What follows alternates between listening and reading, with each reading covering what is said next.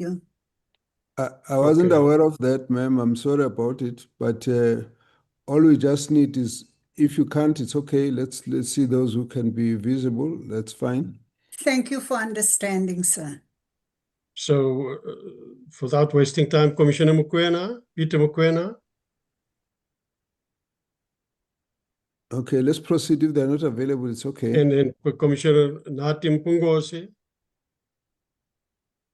and then I'm not sure whether Dr. Zuko April is on the platform, if you can show his faces. He's showing already.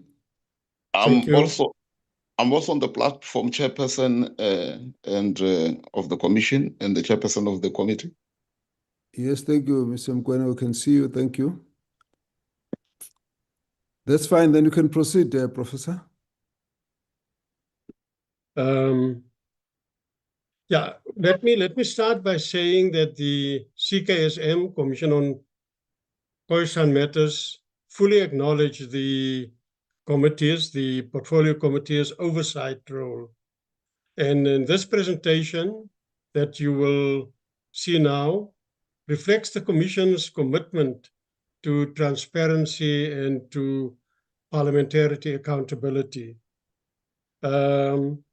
I will take the committee through 7 areas. That's our mandate, our progress, the challenges we face, community complaints, and our responses. And then finally, our planned interventions with timelines. And this corresponds with the letter that we've received from the portfolio committee in terms of the areas that we should speak to in the presentation. So if I can get the first slide, then we can proceed.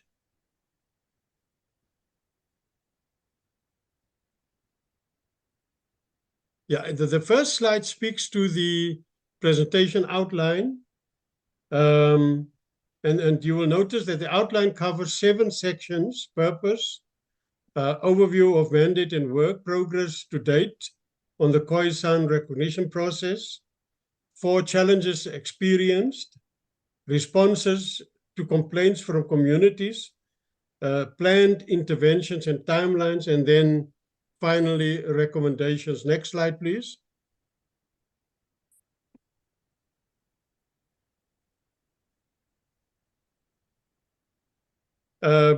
Perhaps before speaking to this slide, I should just indicate that the Commission has prepared a structured account of its work, so nothing is withheld.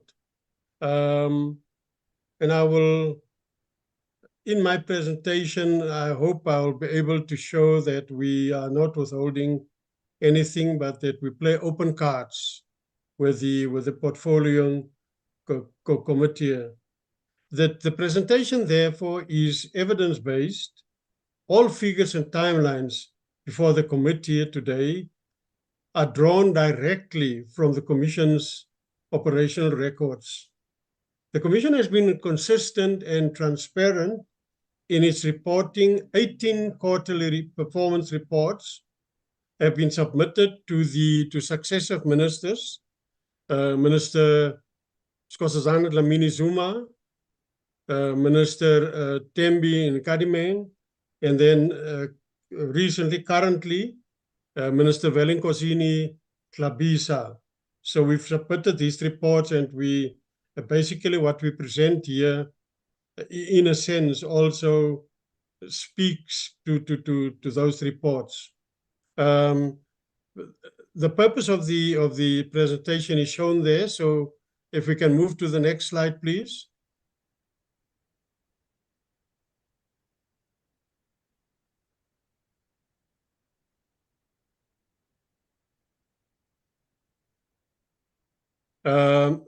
The next slide speaks to an overview of the mandate and work of the Commission. Now, the Commission on Khoi-San Matters was established on Wednesday, 1 September 2021, in terms of Section 52 of the Traditional and Khoi-San Leadership Act, the so-called TKLA, for a term of 5 years. its term of office ends on 31st August 2026. Section 5.1 of the Act provides qualifying criteria for a community to be recognized, and also for the sort of recognition of senior Khoi-San leaders. That would be then, if I move to my next slide, the mandate of the Commission is to receive applications for recognition of Khoi-San communities. That's a bit fast for me. Just return to the previous slide. Thank you. The mandate of the Commission is to receive applications for recognition of Khoi-San communities, senior Khoi-San leaders, branches, and branch heads.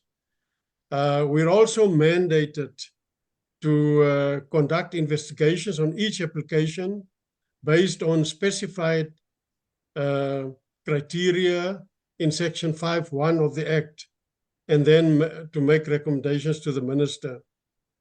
When processing the applications, the Commission may conduct research on the received applications and it's mandatory for the Commission to conduct investigations. The closing date, or the initial closing date, I should indicate, Chairperson, was the 31st of March 2024, but late in 2023, I made a submission to the then Kokta Minister, Mrs. Tembi and Kadimeng then. She responded very, very swiftly in terms of granting extension until the 29th of May 2025. So the date that you see here was the second closing date. As of the closing date, the Commission has received 239 applications, 5 of which were received after the closing date and will be referred to the relevant premiers. Therefore, the number of applications that the Commission must process is 234. And at this point, I would just like to make the observation that the situation is much more complex than simply to say that there are 234 applications. As you will know, we have developed a sort of consolidated application template, meaning that in one and the same form, in terms of one and the same template,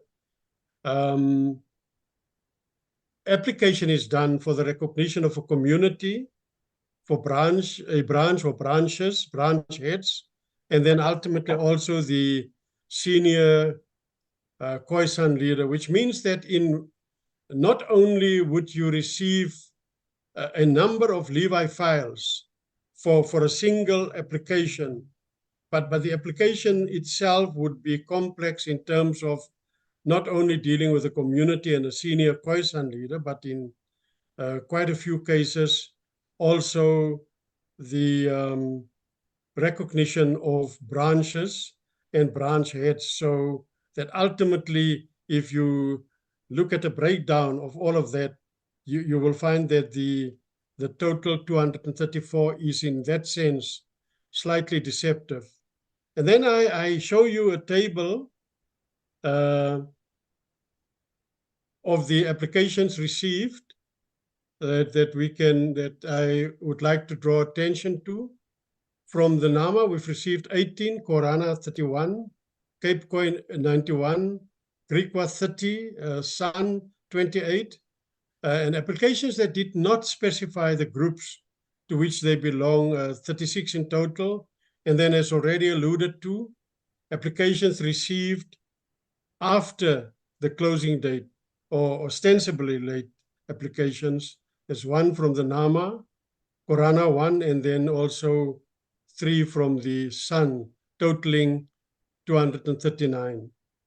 Of the 239 applications, 137 were received between September 2021 and 31st March 2025, and 102 applications received from 1 April to 29 May 2025 in the 2025-2026 quarter one of the 2025-2026 financial year.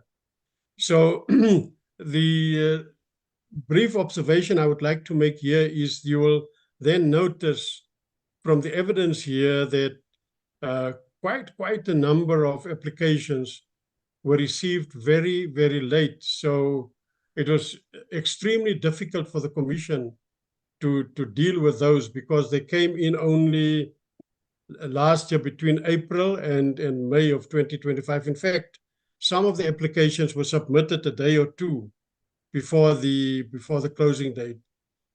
To process the applications, each application goes through the following 9 steps, which I will show you, informed by the Commission's approach towards processing of applications.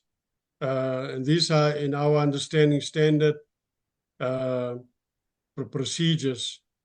And I'm showing there that the first step is to receive applications, record and allocate reference numbers. 2, compliance verification and preliminary analysis of the application. 3, request outstanding documents from applicants where applicable. And then 4, applicant member investigation, that's a construction, a remedial construction of the Commission, and I will show later on why I am saying that. And that's phase 1 of the investigation. And then 5, also a construction of the Commission, communities, structures, investigations, AMI against 4 and CSI under 5. And that's the phase 2 of investigation. And then we move on to public hearings, phase 3 of the investigation. 7 is drafting and adoption of investigation reports of each application. 8, referral of the report to premiers for comments. And then premiers' comments to be submitted within 14 days to the minister. And that's step 9, submission of my recommendations to the minister. Special lunch. Excuse me? 2 things quickly. The first one. Please mute your mic. I'm not sure whose mic is breaking through, but please mute. And the Secretariat, just attend to those mics that are not being properly managed. Sorry, please proceed, Prof. Thank you. So the 2 bullets I have there is that steps 1 to 3 are administrative processes, whilst steps 4 to 9 are prescribed by the Act as the core mandate of the Commission. As the second bullet there, of the 234 applications which were received by the closing date, in fact, I've already alluded to 2 closing dates, and which the Commission has processed to participate in the Commission's applicant members' investigations, step 4, phase 1 of the investigation. The number is shown there. A legal opinion has been sought on how to deal with these applications, and they are currently being processed in terms of the legal opinion. These are the applications where there was no response from the applicant members, and at some stage they were prohibited by their king, which they perceived to be the king, to participate in the applicant member investigations of the Commission. So progress to date on the Khoi-San recognition process, that's number 3. Therefore, progress to date is provided on the number of applications finalized. The following provides applications out of the 234 that have undergone each step of the Commission's value chain, as we call it, and those remaining. I'm showing the steps. Steps 1 is drafting application forms and gazetting, development of policies, procedures, and processes, including commission letterhead, etc., the logo, the banners, and so on, receive applications, record and allocate reference numbers, and acknowledgement of receipt. That is 239 in total, including 5 late applications.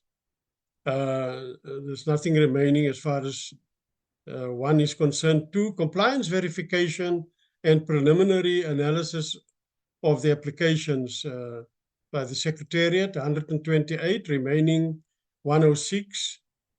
3, request outstanding documents from applicants. Where applicable, that's also a function of the Secretariat. So number of applications that have undergone, that's a bit too quick for me, 128. Outstanding would be 106.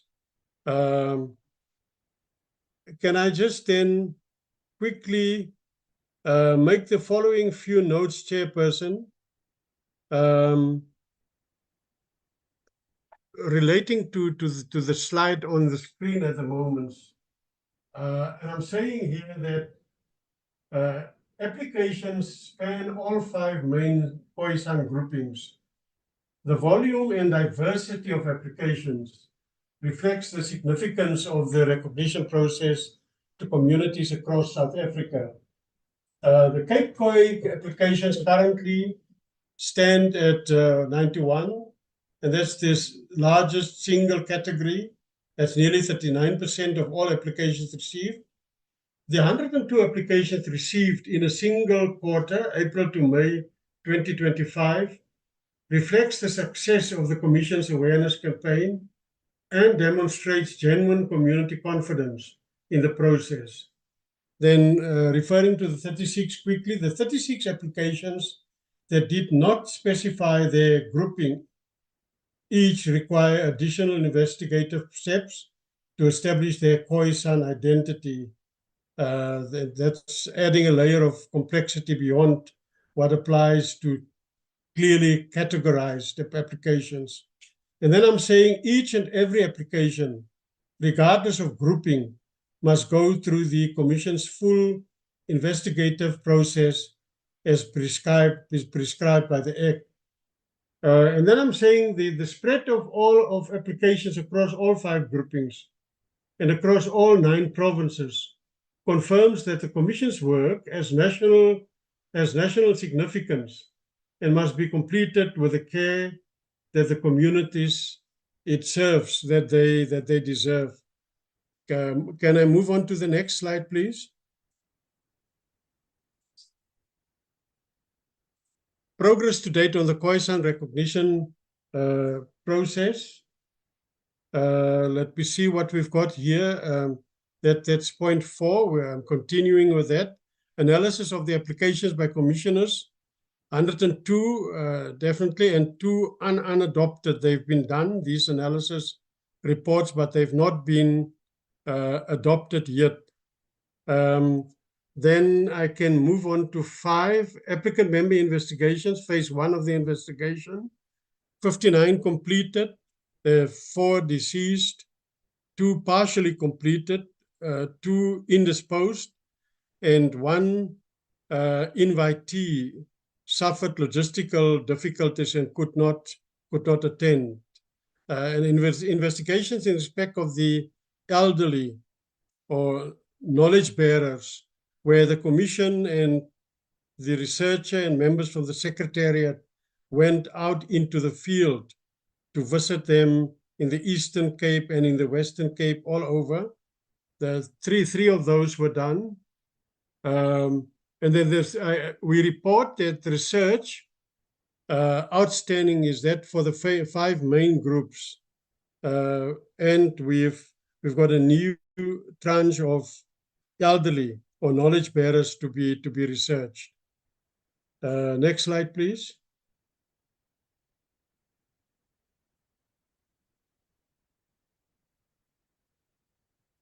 Progress to date, continuing with that. Number 6 then, community structures investigations, phase 2 of the investigation. 15, so the remaining is 219. Public hearings, phase 3, investigation note, so 234 outstanding. 8, drafting and adoption of investigation reports of each application. You see the numbers there. Referral of the report to premiers for comments, and then submissions or submit recommendations to the minister, which you also see there. Can I then move on to the next slide? Still continuing with the issue of progress. I will also then hear Chairperson look at the slide on the screen, but would then like to also speak to my briefing notes, if you don't mind. But I'm saying that to date, no application went through all the processes, and thus no recommendations were made on any application and submitted to the minister. The following key processes on the 234 applications received by the closing date for submission of applications are remaining for each step of the process. And I'm showing there the compliance verification of 106, that 45% of the 234 applications. Applicant members investigation, first phase of investigations for 166. That's about 70% of the 234 applications. It should, however, be noted that 36 refused to participate in this process. And since they have not been participating, the consequences of their non-participation have been outlined to them as advised by the Act. They may agree to participate or not. Should they still refuse, they will be processed as advised by the legal opinion. Community structures investigation, the second phase of investigations for 219, that's 94% of the 234 applications received. And then the third phase of investigations, public hearings for 234, 100% of the applications still to be done. Drafting of reports of 234, 100% applications, and referral of the reports to the premiers for comments. And then submission of recommendations on 234 applications, that's 100%, to the minister for the recognition of Khoi-San communities and leaders. And I just need to make the following few comments by saying that all 239 applications have been received and acknowledged. Compliance verification is well advanced with 128 of 234, that's 54.7% completed. Step 1 is complete for all 239 applications. This includes the full administrative infrastructure the Commission had to design and build its forms, standard operational processes, reference systems, and acknowledgement processes. This groundwork had no precedent. The 106 applications outstanding at steps 2 and 3 are predominantly from the second tranche. That's from the applications coming in, let's say, from between April and May 2025. They are being processed in the 2025-2026 financial year. Completing compliance verification for these 106 applications remains on track within the timelines set out in section 6 of this presentation, and we'll come to that in a short while. Next slide, please. In this slide, we tried to show the responses of the Commission to complaints that came in. What I need to clarify from the onset, Chairperson, is that the Commission was not always sure whether we are dealing here with genuine complaints against the Commission or whether we're dealing with internal disputes or just sort of inquiries on information regarding the process or the kind of progress that's being made by the Commission. So, but here they are. We've I don't know whether I should read all of that, but there was this Mr. H.M. Kwekwe, or Kuku, however you may want to pronounce that, Ancient Bloodline Royal Table, Prejudice of Khoi and San Commission, concerns over ongoing failures of the Commission and the Minister, and dissatisfaction regarding the Khoi and San Leadership Bill. The date received was the 27th of November, 2025, and the matter has been responded to by the Commission. And then there's a complaint from Mr. Granville Colin Carlson, identifying as His Majesty King Kwekwe, the Horingai Kona. Details of the complaints, oversight findings, and reference to Special Investigating Unit, raising concerns regarding corruption, mismanagement, and illegitimacy of the Commission. The matter has been addressed by the Commission. The next slide, please.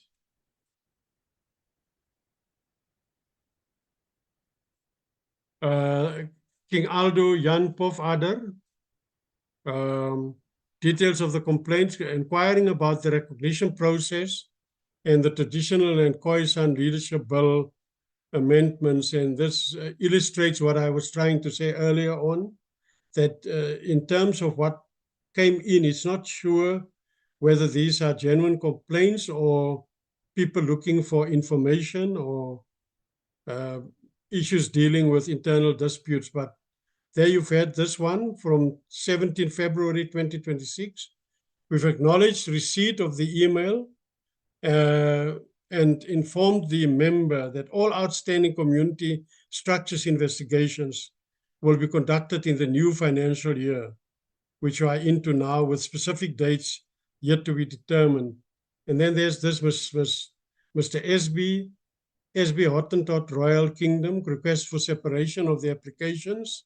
You see, once again, it's a question amongst themselves, received on the 25th of March, 2026. Acknowledgement was sent by the Secretariat that the matter to be forwarded to the Commission and of course dealt with. Let me see the next slide, please.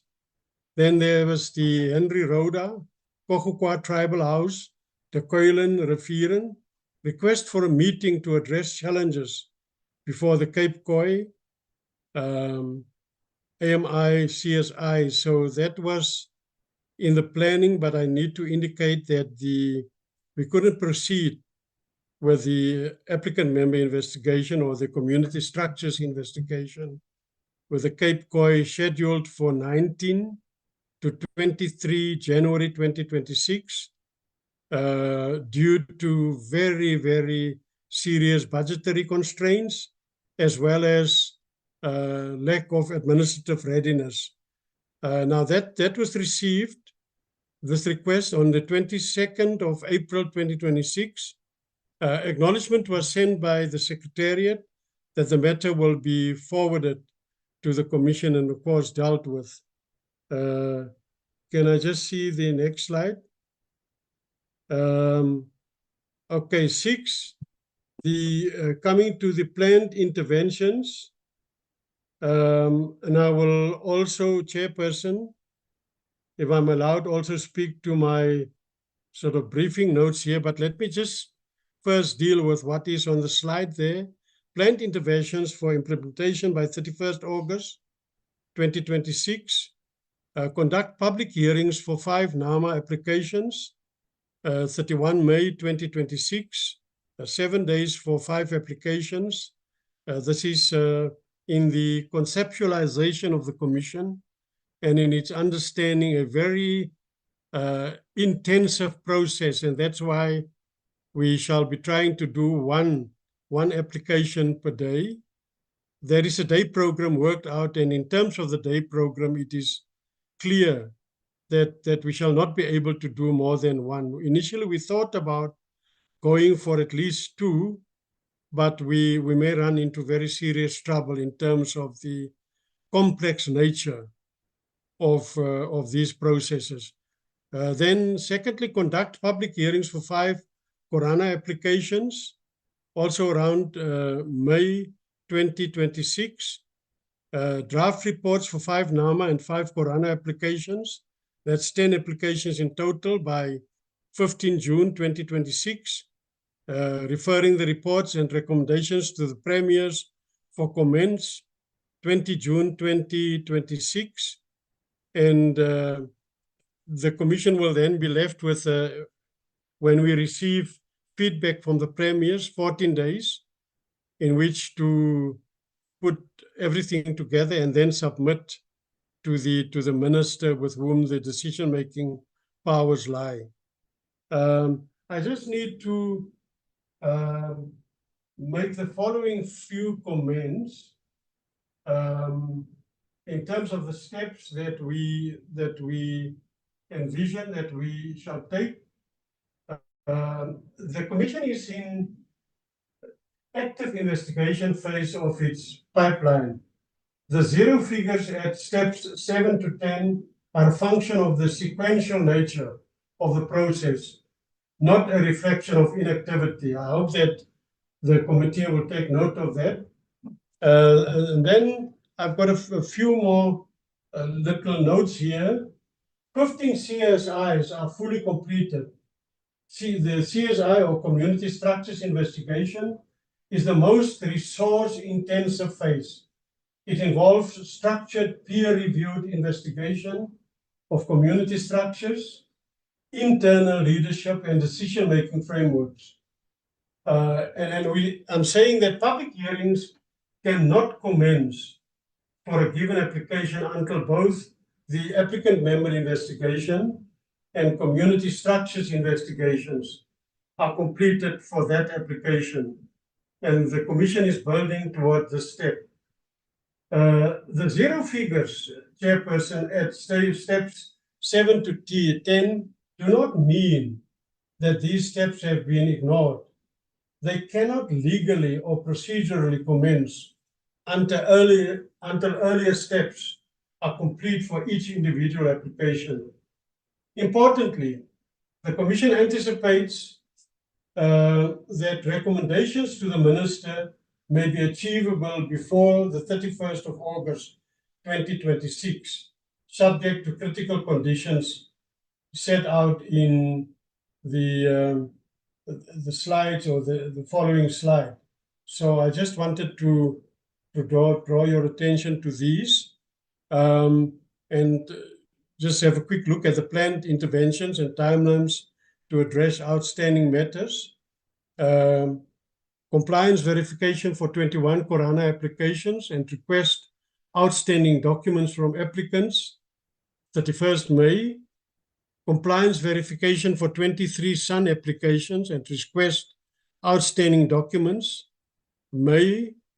Compliance verification for 26 Griqua applications and request outstanding documents for applicants where applicable, 30 June 2026. And then compliance verification for 47 Cape Khoi applications and request outstanding documents from applicants where applicable, 31st August 2026. Can I just see the next slide, please?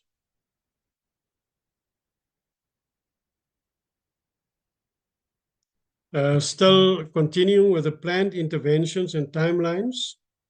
I'm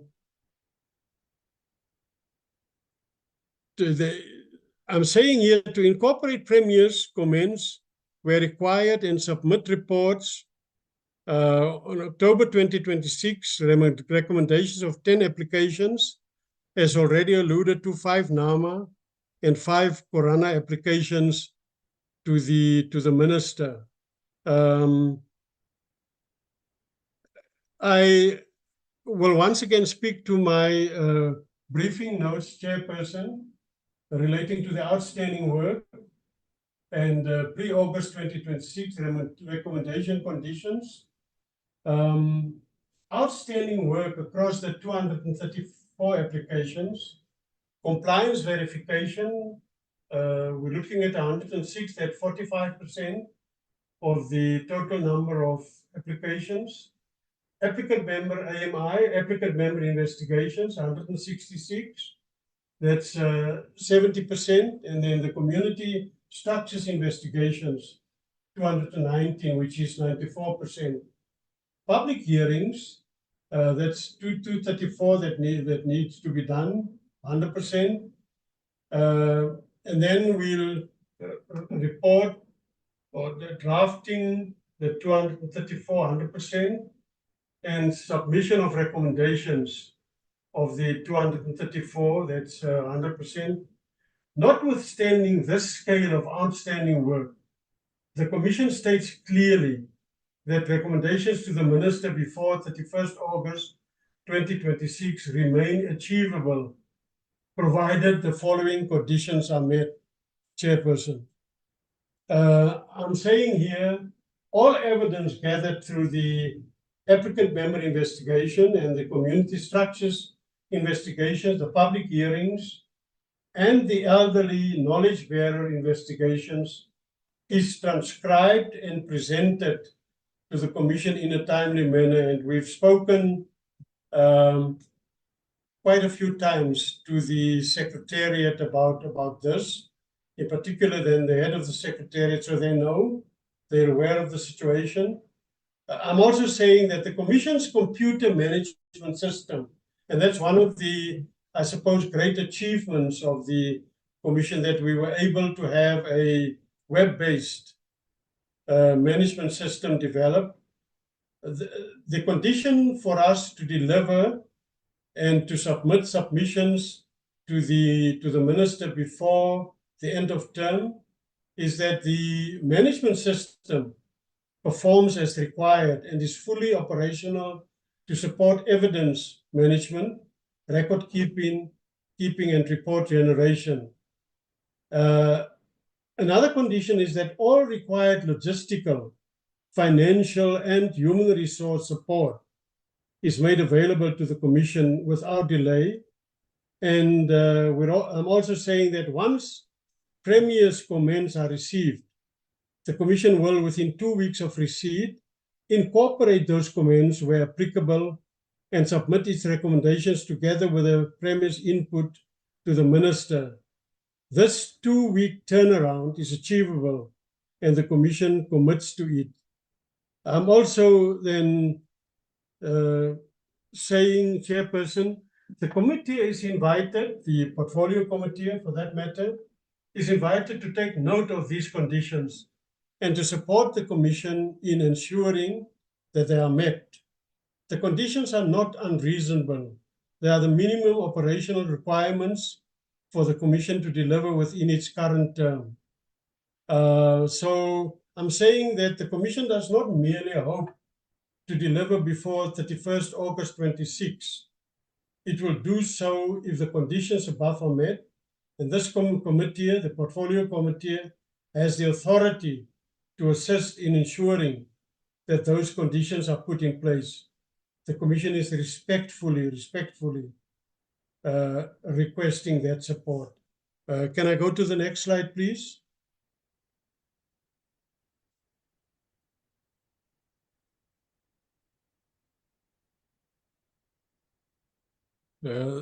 Next slide, please. Or is this the one? Conduct applicant members investigation for 56 applications by 30 September. Conduct applicant members investigation for 55 applications, 31st October, and then conduct applicant members investigations for 55 applications, 30 November 2026. Next slide, please. I continue in terms of showing that what is planned, conduct community structures investigations for 34 applications by 31st December. Community structures investigation for 34 applications, 31 January 2027. CSIs for 52 applications, 28 February 2027. CSIs for 52 applications, 31st March 2027, and then 52 applications by the 30th of April 2027. Thank you. Next slide.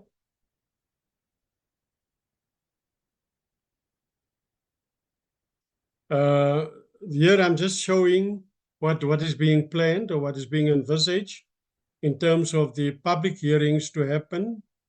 37 applications by May 2027, another 37 by June, another 37 by July 2027, 38 by August 2027, 37 by September 2027, and 38 by October 2027. Thank you. Next slide.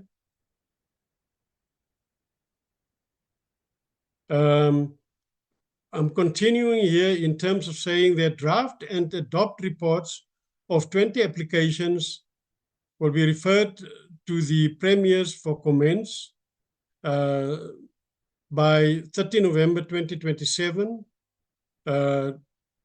Draft and adopted reports of 10 applications to be referred to the premiers for comments 31st December 2027. 10 applications drafted and adopted referred to the premiers for comments by 31st January.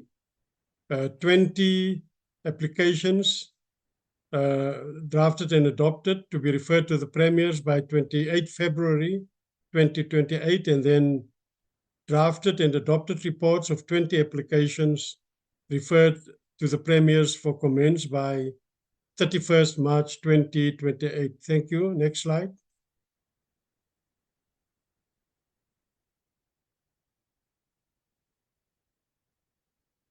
Yeah, and so we continue. Can we go to the next slide? I'm just showing that in terms of the planning, what we will try to achieve in terms of numbers as well as the due dates. Here you will see chairperson draft and adopt reports of 20 applications and refer them to the premiers for comments by 30 September 2028, and then 24 applications by 30 October 2028. Let me see what is the next slide. Okay, so this is continuing with the planned interventions and timelines to address outstanding matters. As you can see there, I'm also indicating the numbers and the dates, the due dates. Next slide. Please continue.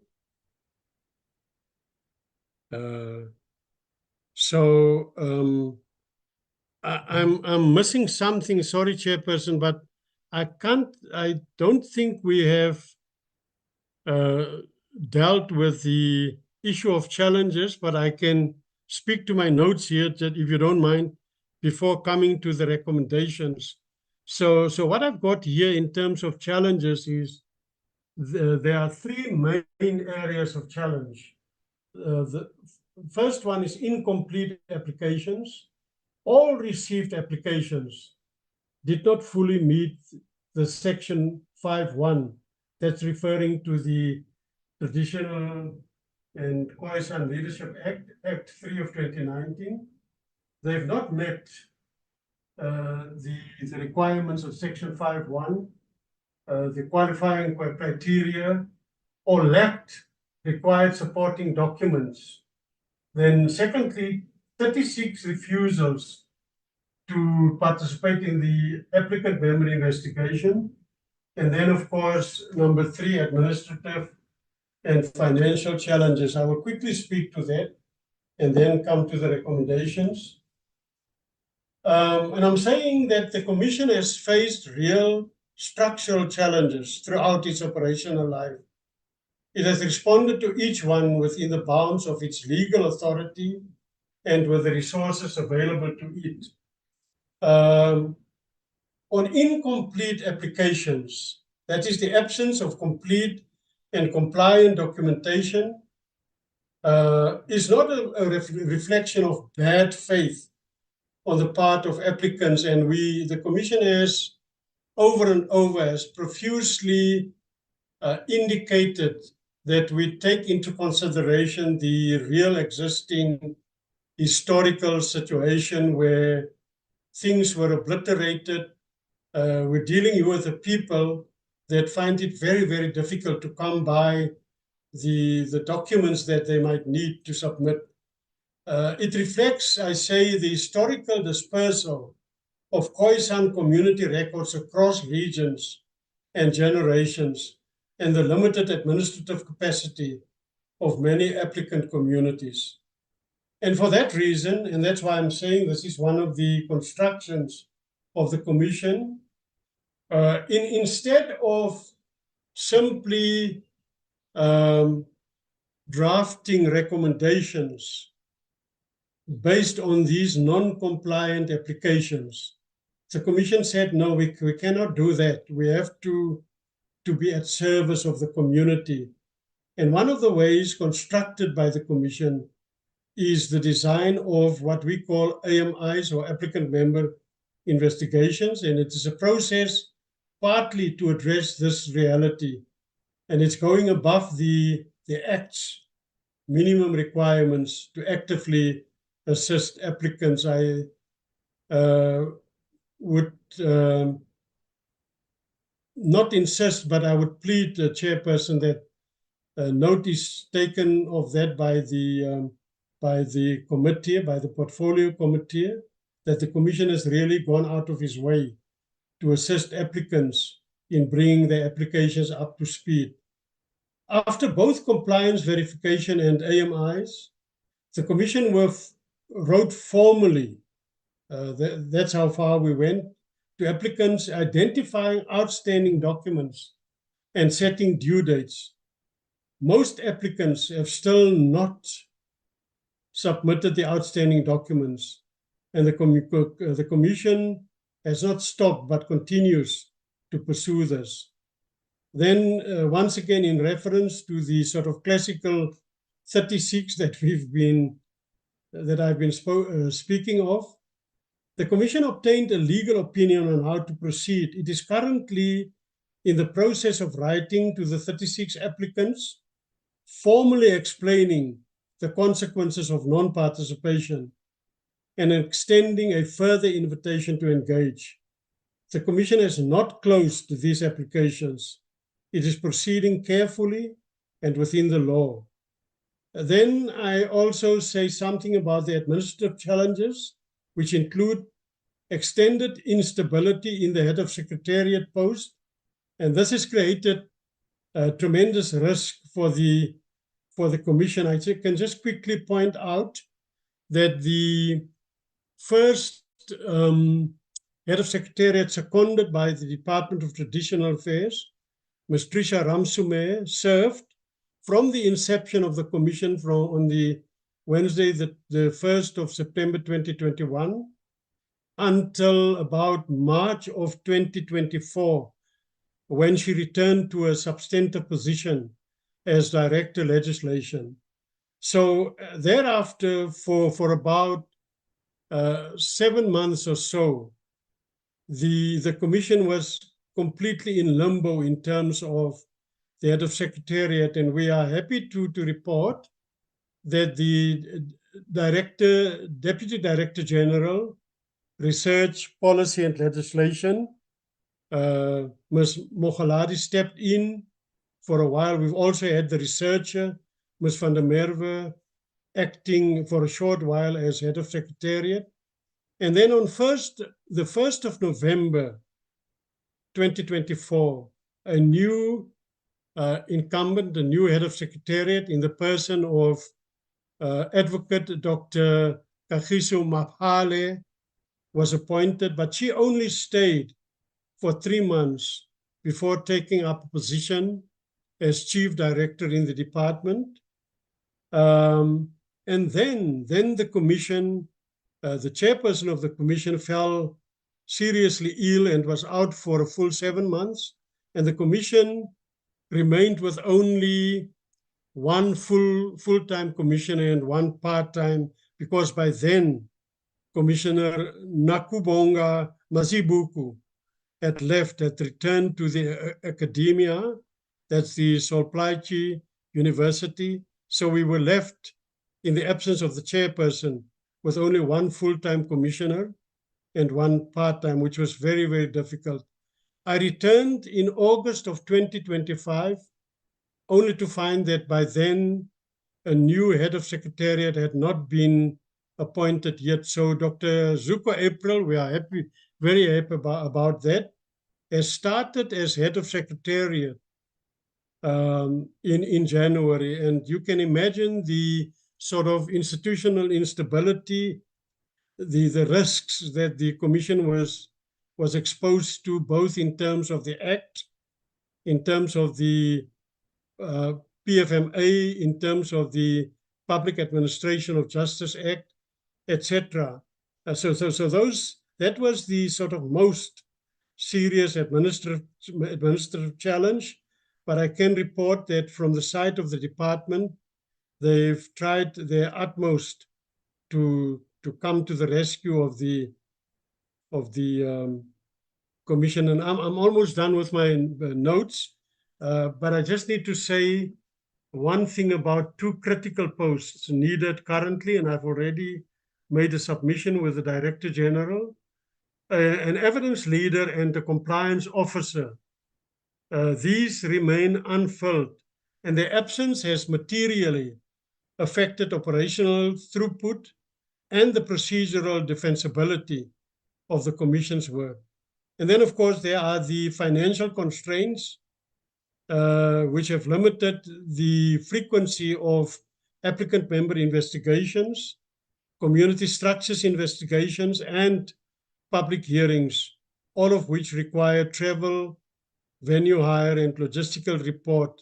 And I will not bore you any further, except to give you a concrete illustration of how in January... Can you round it up at this point, Prof? Yes, I'm rounding up, Chairperson, thank you. In January, from 19 to 23, we were supposed to do an AMI CSI with the Cape Khoi, and you will have seen from the info that it's quite a big contingent, quite a big group. But we couldn't proceed due to very serious, and this is not assigning blame, apportioning blame, a very serious budgetary constraint. The last point I would like to make in terms of my notes, and then I will conclude, Chairperson, with the recommendations. Please. The Commission has raised each of these challenges consistently in its quarterly reports. You'll see in most of the 18 reports submitted since the inception of the Commission, we have raised some of the issues, and it is not raising them for the first time today. It is asking, with nearly 5 years of evidence behind it, for the conditions and support it needs to complete its work. And then turning to the recommendations, Chairperson, and then I'll stop. It is recommended that the portfolio committee to take note of the overview of the mandate and work of the Commission on Khoi-San Matters, the progress report of Commission on Khoi-San Matters from 1 September 2021 to date on the Khoi-San recognition process, challenges experienced by the Commission in implementing these processes, D, the Commission's responses to complaints received from Khoi-San communities, and then E, the Commission's planned interventions and timelines to address outstanding matters. I thank you very much, Honorable Dr. Zweli Mkhize, Chairperson of the PPC on COCTA. Thank you. Thank you very much, Professor Nico Botha. A very comprehensive presentation. Before the members come in, the nature of your presentation largely deals with administrative technicalities, timelines, approach in terms of the specific program and timelines. Now, the reality for us is that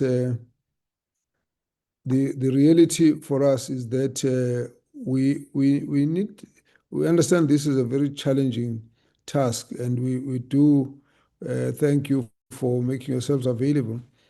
Now, the first area that I think might be useful to share and clarify, if you look at the advertisement, it's got a skill set in terms of the profile of the members of the board. So it would be good to get that put on the table so we can see to what extent that those specific criteria have been addressed in the way the board is structured. But I think for me, the larger issue is the framework on which you are basing your work on. We need some kind of framework that gives us a guide as to how do you, for example, judge if the claim is real or if it's fraudulent or whether it's authentic and so on. Particularly if you're looking at the fact that you've just made a point which I think is also important, and that is there's been a lot of decimation of the traditional structures over centuries of colonization and disruption of community life. And as a result, therefore, that becomes an issue. So what makes you decide, what's your point of reference in this regard? On the one side, do you have a team of people who hold the social institutional memory that you can say when you got a question mark, you can sit down and say, okay, we can check on this. I'll give you just a simple example. We were in the meeting last week, and the members were getting concerns about people who feel that the appointment in some instances of traditional leaders tends to be influenced by political alignment of the incumbents in the government, let's say provincial government. Now, we've had a number of instances of people who claim that there would be this or that and the other. So in a situation like that, the social institutional memory helps to weed out certain things, and then of course you have to sit down and deal with it. So if you look at what happened with the Nhlapo Commission, they had to go through a lot of assessment, even though they were pretty much well known who were the kings and so on, but it had to go through such a process. So in this case, what we're trying to get is, what's your reference framework on which you will be able to judge or gauge the authenticity of some of the claims to the traditional leadership position? And of course, you've got different groups, community groups here. If the Korana stem, has it got the same level leadership structures as the Griqua stem? What about the San, community? What about the Nama and all of that? So that's the part we're interested in, particularly because, the issue is going to be around the crisis of legitimacy of those who are recommended, and the crisis of legitimacy of the process that brought them about. And these are some of the issues that, for us, in the substance of the work you do, would like to get a bit more information about. Now, with all of that, obviously you've got particular timelines, but what is worrying me as I sit here is whether all these issues will not have an impact of delaying the processing of the traditional Khoi-San traditional Khoi-San leadership bill, because of a lot of areas that might be unclear, that might be subject to further litigation, and so that are within this process of the Khoi and San community. So those are some of the issues that I would be happy if you could kind of elaborate on. Having said so, let me just see if members would like you to respond that, or they might want to raise certain issues. Let me just get Van Zyl for now, and then you can respond. We'll come back to more members. Honourable Van Zyl. Thank you, Chairperson, and good morning to the presenters this morning. Thank you for the presentation. Chairperson, I'll speak to the presentation on things I've picked up, not necessarily the broader aspects that you've touched on. So the first question is that the Commission has been in operation since 2021, but not a single application for recognition has been finalised or submitted to the Minister. I don't quite understand how the Commission can justify, this complete failure to deliver within 4 years of a 5-year term. I think on item 6, I can't remember the page number, there are some planned interventions, but again, 4 years into a 5-year term, I think we need to understand how exactly that happens. Then there's 234 applications, of which obviously 100% is still outstanding at final recommendation stage. What are the consequence management that has been implemented for the lack of progress? Because obviously that is from inside. So what have you done? And then also, given that 0 applications have reached public hearings, report drafting, or ministerial recommendation stages, what exactly has the Commission been doing for the past 4 years beyond administrative processing? Then why has the Commission only completed 15 community structure investigations out of the 234 applications? I think that's roughly about 6%. And what explains this extremely slow pace? Then I think on page 7, that was the progress table in the presentation, it shows that 106 applications have not even passed compliance verification. So, I mean, do you not assist when there's applications? Is there no sort of programs, outreaches, community programs to try and assist community members? And then obviously the last question is just the Commission's own timeline push most of the work to 27, 29. It's on those slides, the progress table. I think the chairperson also said these are the timelines, and some of them are 27, some of them are 28, 29. Why are we being being asked to accept a plan that it clearly falls or fails within the current mandate period? Because it'll fall after your mandate is actually finished after the 5 years. Are you actually asking then for us to say that you will require an extension due to poor planning, and what will that cost the taxpayer? Thank you, Chairperson. May I request for now that let's get the response, and then we'll come to Honourable Taiposh and Gossip Chelezi after that. Yes, Prof. Yeah, Honourable Chairperson, can I ask you whether whether my deputy chairperson, because we work together as much as we can, we're a team on our own within the Commission.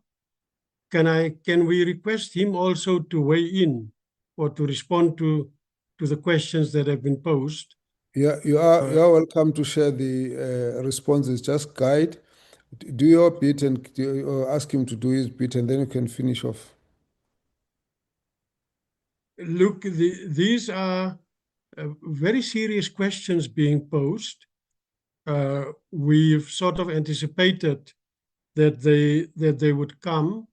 What we were trying, or I was trying to do in the presentation, is to show, and I'm not too sure whether that's been done convincingly, that we were up against it administratively as well as financially. We were up against it in terms of human resources, Chairperson.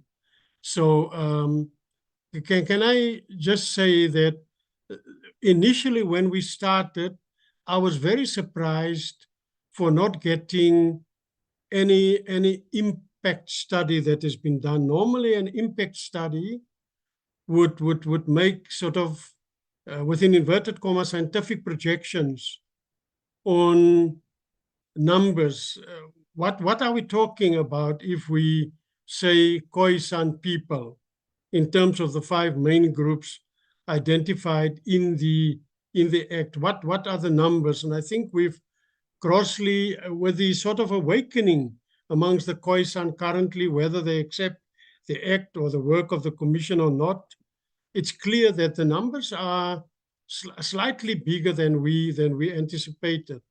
So, but I've had no impact study indicating or making projections on a number of issues on what sort of human resources you would need to be able to deliver on the mandate of the Commission. What sort of financial resources would you need to deliver on the mandate of the Commission? So we started with a very, very limited budget, that's for one. And then secondly, the Commission is still wondering why initially there were only 3 full-time and 1 part-time commissioners appointed instead of 7 as provisioned by, it's not, the minister is not compelled to do that, but the Act provisions for 7. So those are the issues that we have stumbled upon. Then secondly, for me, a very important matter is the fact that all applications received are non-compliant. So either I'm told that no, what you should have done was to submit recommendations to the minister based on those non-compliant applications. In terms of the real existing historical situation, we couldn't do that in terms of a people with a slave ancestry, a people where women and young girls were subjected to indentured labor. All of it, I don't have to rehearse that now. All I'm trying to say is that the sense within the Commission was that though these applications are non-compliant, we cannot just leave it at that. And for that reason, in terms of trying to answer to some of the questions that have been raised, we have constructed plans, remedial plans. And that's why we are making reference in the report or in this presentation to the AMIs, applicant member investigations. There's nothing in the law speaking to that, or there's nothing in any document where you will find that. So it's a construction of the Commission exactly in terms of helping to assist applicants to bring their applications up to speed. We are stumbling upon the problem that some have responded, and we can give you numbers on that. Others have not. So what do you do then? Do you just give up on those who have not responded? Or do you say that this is such a great historical moment, it's such an important moment in terms of affirming the Khoi-San, that we cannot simply say, well, let's just make recommendations on non-compliant applications. And then we've constructed the community structures investigation. So I don't want to dwell on that, except to say that over a period of time now, the Commission has really gone out of its way to make plans in terms of assisting the Khoi-San communities, the 5 main groups identified in the Act, to work on their applications, to bring them up to speed, to make them compliant, to enable the Commission to make recommendations. We can't do so on the basis of non-compliant applications, or we cannot recommend recognition on such applications. Then we shall be acting unlawfully. So what we were hoping would happen is that I take the criticisms, that's not a problem, but we were hoping that the portfolio committee would understand that these people, this committee was up against it. They've had the odds stacked against them without apportioning blame, without assigning blame, but the administrative difficulties they encountered, the inadequate financial budget they had to work with would not enable them to deliver. And it is only now that there is an improvement in terms of human resources. It's only now that the commission is being strengthened with the arrival of Commissioners Mokoena and Mpongosi. They started only recently in February. The new head of secretariat started in January. My new personal assistant started in February, March. So we were hoping that the committee will understand that we have now, as a commission, put in place what is needed to move reasonably fast with the submission of recommendations. I'm not sure whether I'm fully answering what has been asked, but if you don't mind, I would like to bring in the deputy chairperson. Chairperson, please. Okay, proceed. Thank you, Chair. Chair, I would like to start with your questions. The skill set of the commission as is required by the Act. As far as I know, we've lost the one requirement which relates to anthropology. That has not been replaced. The issue of an historian has not been addressed. If one look at section 52, 1B. So you are quite correct. It seems that the composition of the commission has not been fully complied with. Of course, under correction, I do not know the qualifications of the two commissioners that has arrived. The department can speak to that. When one look at, Chair, the purpose of the Act as a whole and not the criteria alone, it is to acknowledge those communities and leaders. And if one is to strictly follow the gated approach by the criteria, very few of these applications will make it. You have asked the framework for us to judge whether there are fraudulent applications and so forth. The approach by the Commission was a simple one, to give credence to the purpose of the Act. And that is to say, let us speak to the conduit of the community first, which is the applicant member. We have engaged as the whole Commission with an applicant member very, very robustly, but also to ensure that they comply so that we can meet that purpose of the Act. We then decided that we have an investigation called a peer review assistive investigation. This allows, for instance, the NAMA, which we had, and the Korana. And the feedback from those two groups were very positive. To say we are NAMA, we are Korana, we look at each other. They are the primary witnesses to lift out fraudulent applications. We have seen the evidence in relation to some. These two, this CSI, Community Structures Investigation, peer-reviewed, it's such a powerful instrument, very expensive, and it appears we don't have the money to fully roll out. I'll give an example. The Cape Khoi is 91 applications. We do 3 a day pushing, and necessarily 10 to 15 a week.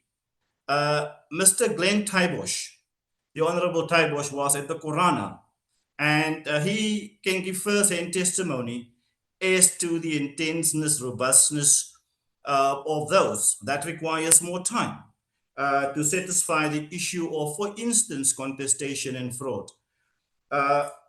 These investigative forms, they are not to be applied haphazardly. They follow a sequence, which is why if they do not run to its natural conclusion, there'll be issues in terms of fair administrative processes, and we will miss some of the very important evidence that we need. The public hearing approach, Chair, is to give the public that chance to lift out and to contest if need be, or to support. These recognitions will have a huge public impact. Therefore, the country must have regard to that. We cannot not have those processes. That is within what we have been dealt with in terms of a budget. Those are the processes. Yes, there might be ad hoc investigations if the research or our own investigations reveals that that must be it. There are a few that we have already indicated that must have further investigation, some cross-border. So our processes, Chair, on your first question, in terms of fraud and skill set, if there's anything, I'll be pleased to address you on that. Now, I want to come to the questions of the Honorable Van Zyl. I've in part answered that, but one must understand that recommendations are not a one set type of process. That's at the very end. We need to be very diligent. We are sitting with a very, very vulnerable group of people, and our processes has been designed to serve that purpose. Recognizing a leader that should not be recognized is a disservice to the people of the country, firstly, and then to the Khoi. Recognize a community that should not be recognized. The same goes for that. So it is not because of a lack of will. It is because of the circumstances. From inception, we have asked for the research that informs the act. I have in my analysis reports repeatedly asked the head of secretariat to obtain that. We have been given a status quo report which says that there's research. To date, we have not received that research. That has compelled us to give the department a request to appoint a research panel. That has not succeeded. We have been appointed a researcher who was moved out within 3 months. We now have another researcher. That capacity is not enough. So we literally have very little research coming from the research side. Now, I want to say that what has been presented to this portfolio committee is not the complete context. The interventions that's been mentioned should not have been interventions, because if we were dealt proper administrative and financial support as is demanded by the Act, we would not have been here. So in my last statement, Chair, we as a commission has indicated numerous times that we want to appear before the portfolio committee, because we believe the portfolio committee is that impetus that we need. We have submit reports, 18 of them, to the minister's office, dealing with all of these issues. There is one minister that came back. I think there was a note that says, what are we going to do? I think that was the second report. We have had the only minister, deputy minister, that has engaged us four times is the current DM that we engaged with yesterday. And then the ex-DM, I just can't remember his name once. We have one engagement with our minister, the current minister, which was on APP targets. I believe that as a commission, we should be having these engagements more often. I would pray and request that this portfolio committee call us back within a month or two to see whether the resources and administrative oversight that we need to at least make recommendations come end of August, that those are in play. I have a deep fear, because the history of how we have been treated informs this, that we will not have all the evidence that we have gathered. There are transcriptions outstanding, that we will not have all the research that we need, that our computer management system does not serve the function it was designed for. In absence, just to give you one example, if that computer management system does not work and yield the relevant certificates to prove that one community member is not a member of another, we are sitting with 234 applications, bar the 239. It is the duty of the Commission to make sure that each and every member is FICA compliant. Each and every member is not a member of another group. That's a requirement of the Act. The criteria is very gated. You pass one, you are not fine. There's 4 more to pass. The geographical section, which is criteria 6, that's a given.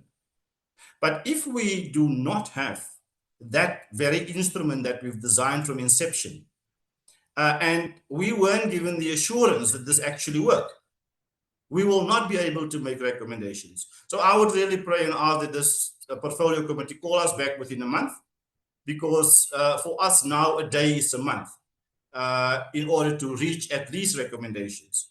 Thank you, Chair. Okay, thank you. We'll come back to some of the issues. Let's get the honorable members. Honorable Bosch.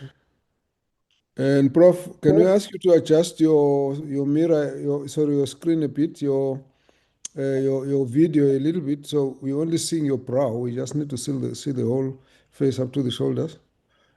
I'm talking about Prof. Nico. Oh, Prof. Yes, Nico yes. Botha, okay. Now that's it. If you can just keep it like that. Thank you. Now we can see you. Honorable Bosch, please proceed. Sure, thanks. And please indulge me. I'm going to go back a bit, so I'm going to need a bit of time. Chair, actually, when it comes to this commission, all I can say is I feel sorry for them, and I told them that. Because, Chair, the history of this thing, this bill or act that it is now, they started on this act before the year 2000. They came to us in 2002. They invited us to Bloemfontein, to a resort called Philip Sanders, and they presented to us the old Bantustan bill. It was a Mr. Bester at Cocta at that time. We told them we don't, we cannot accept this thing. Chair, they came back to us in 2012, in 2016, and then in 2019, this bill was forced through behind the scenes in November to get this bill signed off before December 2019. All right. So sorry, when we go back, Chair. Sorry, Gossip Tellers, please mute. Thank you. Please proceed. Sorry to Mr. Bosch. No problem, Chair. There's no, and I'm sorry, the deputy chairman asked for research. There is no research. Your research is your old Bantustan bill. That's your research. And the one person that drafted this bill, it was one person. It was Dr. Bester. All right. So we could never accept this thing. But coming back, let's fast forward to now. All right. When I was in Kaberga with in December with the commission, I asked if there's a framework. I asked if there is a tick box list that you can, how do you qualify a person to say, no, this is a legal chief or an illegal chief, to be able to write that recommendation? What is the framework for that? Is there any criteria set out for that? Chair, I want to go back to the categories of the applications, all right? If I look at the Quranas, all right, there's 31 applications. Out of those 31, 7 of them are Thai-Bosch, all right? Then there is the Lungs applications. They had about 10 applications, all right, under Michael Lungs, and they were all Qurana. And then there's the Transfrontier one under Melvin Arendse, who's also got more than 10. So, if we just group these things, then it could be so much better. But this work, Chair, for 5 people is way, way, way too much. I think every province should have 5 people to do this. And the Western Cape, maybe they should have a lot more than 5, because they got 91 applications for the Cape Khoi.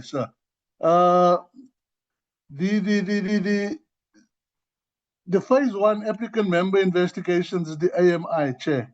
I think I don't know if I went through that. I was invited to Geberga, and that is that done just on the paperwork that is submitted or not? I am not sure. Then the second phase is the community structure investigation. I'm worried. What are you looking for in the community structure investigation? What is it that will satisfy the commission based on because if I hear community structure, I'm looking for a little Khoi-San community with hearts and with, that's living the customary life that the Khoi-San people have lived. We cannot, if that is the case, please, we cannot, you'll find it maybe at some places in the Northern Cape, but you will not find it in Johannesburg, where I'm from. All right. The chair raised something in one of our watch. He says, where communities whose customs and institutional memory may have been weakened or wiped out over generations due to colonization and displacement. Are these things being taken into consideration when we're talking about these things, please? And I'm not even going to go further on the public hearings, because I don't know what does it entail, and I don't know who the public is that will be questioned, because people are living separate lives today. They've been westernized. They don't love this Khoi-San thing. We're lucky that in Joburg we manage 3 Khoi-San villages.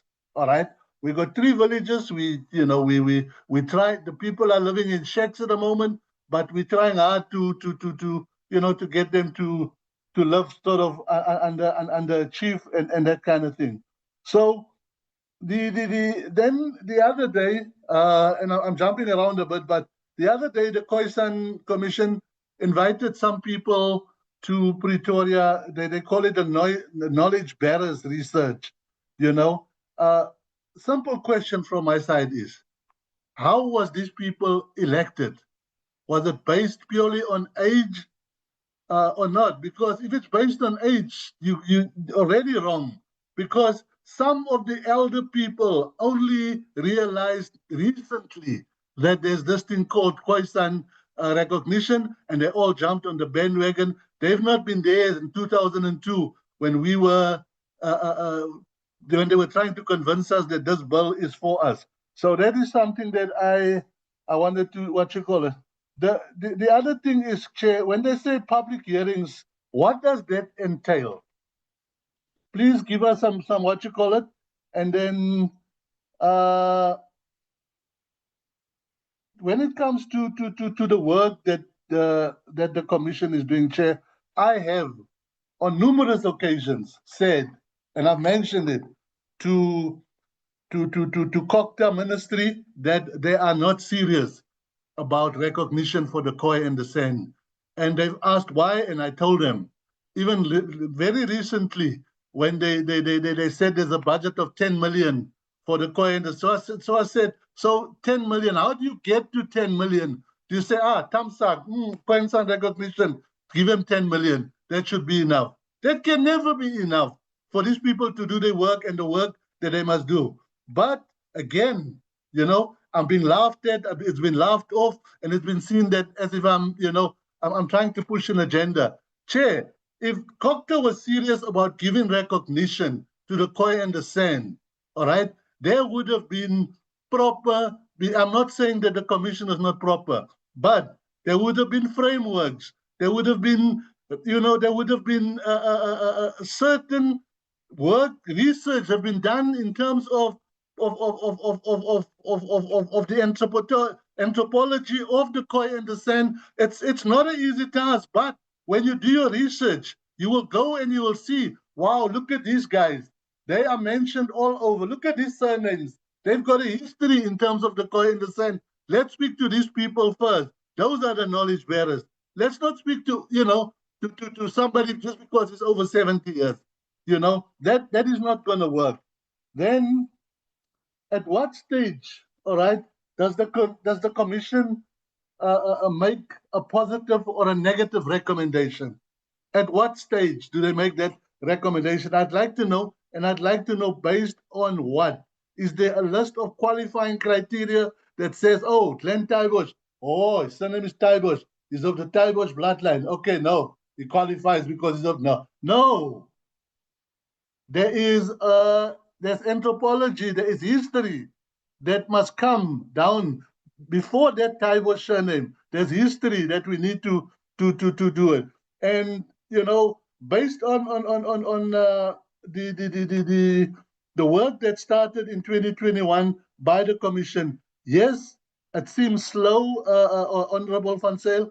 I agree with you. It seems like, but these people have nothing to go on. And I'm calling them, sorry to call them these people, they are professors and they are lawyers and they are all learned people. But shame, the Commission is struggling.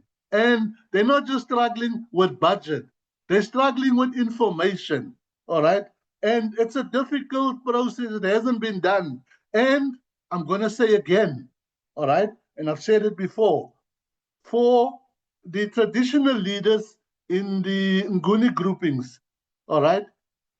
Why is it so easy for people there to get recognition? We have over 100 and something chiefs. We have 10 recognized kingdoms, all right? And we have over 100 and something chiefs. We were also interviewed by the Inhlapo Commission in 1996. We were, but there was never an outcome. So it is, you know, it's sad that they expect of you, this commission, to come forward and recognize us when you even are not fully prepared for what you're dealing with. Then the deputy chair said, you know, that to check if they comply. All right. When you say comply, comply to what, Deputy Chair? Comply to what? What are those things that you're looking for that I should be able to comply with to make me a Khoi and a San chief or a king or whatever? Then the last thing, Chair, I've got, all right, we came with a couple of recommendations to the commission, and we said, now, in my family, I'm regarded as the king, to become the king, all right? And there is 7 other youngsters that came and they now realized, okay, there's an opportunity here. And, you know, some of them, as early as last year, they jumped on the Khoi and San bandwagon. Yet, you know, in 2002, when some of them were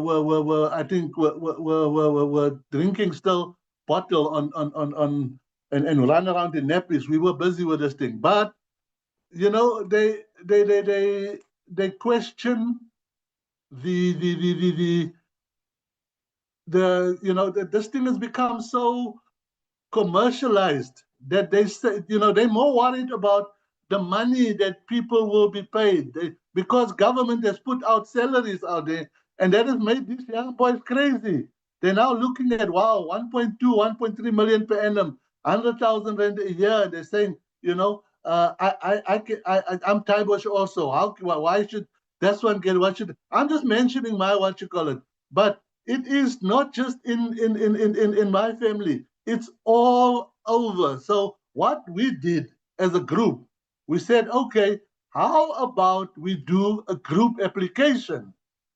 All right. Whereas you do, well, if you recognize the king, it is up to the king then to recognize his chiefs and his whatever. Now that process was shot off the table. It's not going to work. And I still maintain that if you have structures like that are prepared to work like that, since you don't have a framework that you need to work against, please relook at that and look at people. There are people within that is prepared to work like that. That will cut your 31 Korana families down to about 4 or 5. So just a recommendation. I thank you, Chair. I'm going to stop there for now. Thank you. Very interesting. I think let me get the next comments and let's come back, because I think beyond this, we do need to realize the fact that there are lots of challenges in this process. And what suggestions do we want to make that can help to take the process forward? At least from your point of view, Honorable Taibosh, you're talking because we have interacted. But some of the issues make sense from a distance. And so I think that's the purpose of us interacting with the Commission. Let me allow the two members and then we'll all come back and then they'll respond to all the issues together. Honorable Nkosi Buthelezi. Thank you very much, Chair Kabazela, and good morning to everyone in the meeting. I think also I must start at the point of thanking a very comprehensive presentation, and I align with the chairman that if you look at it, it's leaning very heavily towards administrative, but it's informative and helpful. The concern I have, Professor, with the presentation, is that when I look at it sitting from where I'm sitting, it looks like the challenges or the problems are far more, endogenous rather than exogenous. So the challenge is internal so far, because other things are things that can, be a problem to anybody in terms of capacitating and all that. But I think even more importantly to me, Chair, is really to ask questions. How, in terms of perception, even more so now when you listen to someone like Honorable Taibosh, how representative is the Commission as is now in terms of all embracive and acceptance all round of the Commission as representing everybody? Because when you look at it right now, you find that I think that there is a lot that the Commission is busy with. And if you look at the challenge, the balance of the tenure, it's actually almost there. If you look at it now, there's a couple of months left. But if you look at the work done, if you just measure the work done, I think it's far short of compared to the period that they are coming from, if you cast your eye back.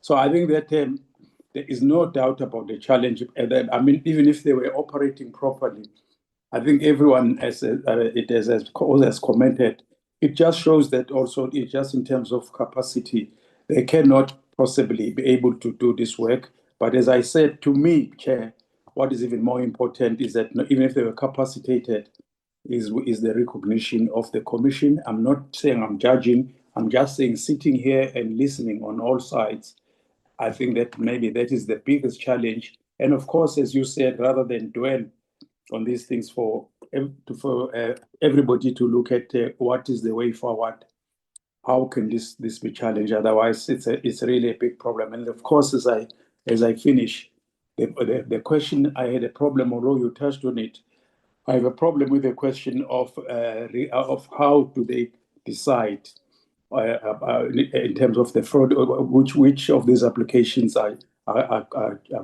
genuine and which ones are fraudulent. Because, and you look at 234 again, going to when this thing is ending in terms of months, you just don't know how can possibly that can be done. How is it humanly possible? Thank you, Chair. Thank you, Nkosi. Honorable Van Wyk, please come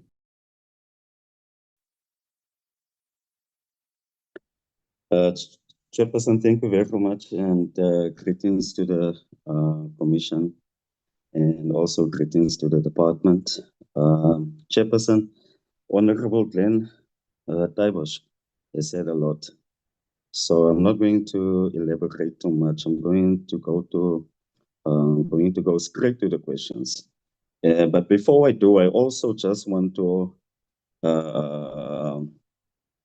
reiterate that this meeting can't be the first meeting and last meeting, because since 2021, this is indeed the first meeting that the Commission is able to sit with the Portfolio Committee of COPTA, and so it can't be the last.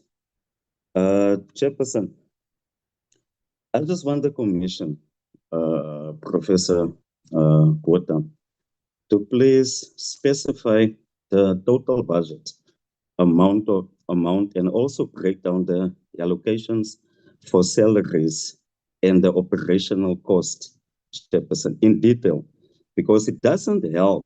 Say, for instance, you get 5 million rand budget, but when it comes to your staff, the salaries alone is 4 million.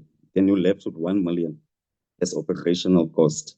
So I just think for us to make recommendations and so on, that we as a committee need to have that specific breakdown of the budget.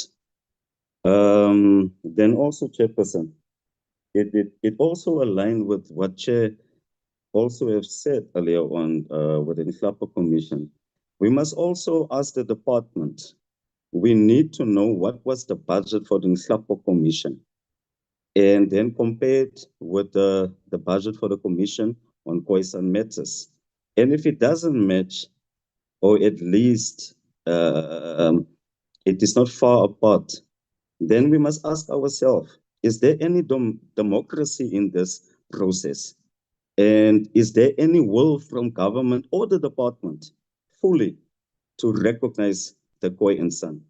We have to ask it. It doesn't help that our deputy minister, we know for a long time, since the days of Controlesa, he has always been an advocate for the Khoi and San, but he's not the only individual in that department. So we must question the department in this matter.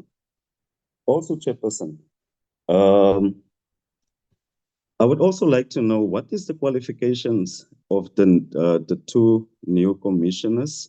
Not that I'm undermining them or questioning them. I just think it's relevant for us as a committee to know. And do they speak Afrikaans and understand it fully? We need to know that, Chairperson. Then lastly, Chairperson, for now, I also want to know, because I can't understand this one.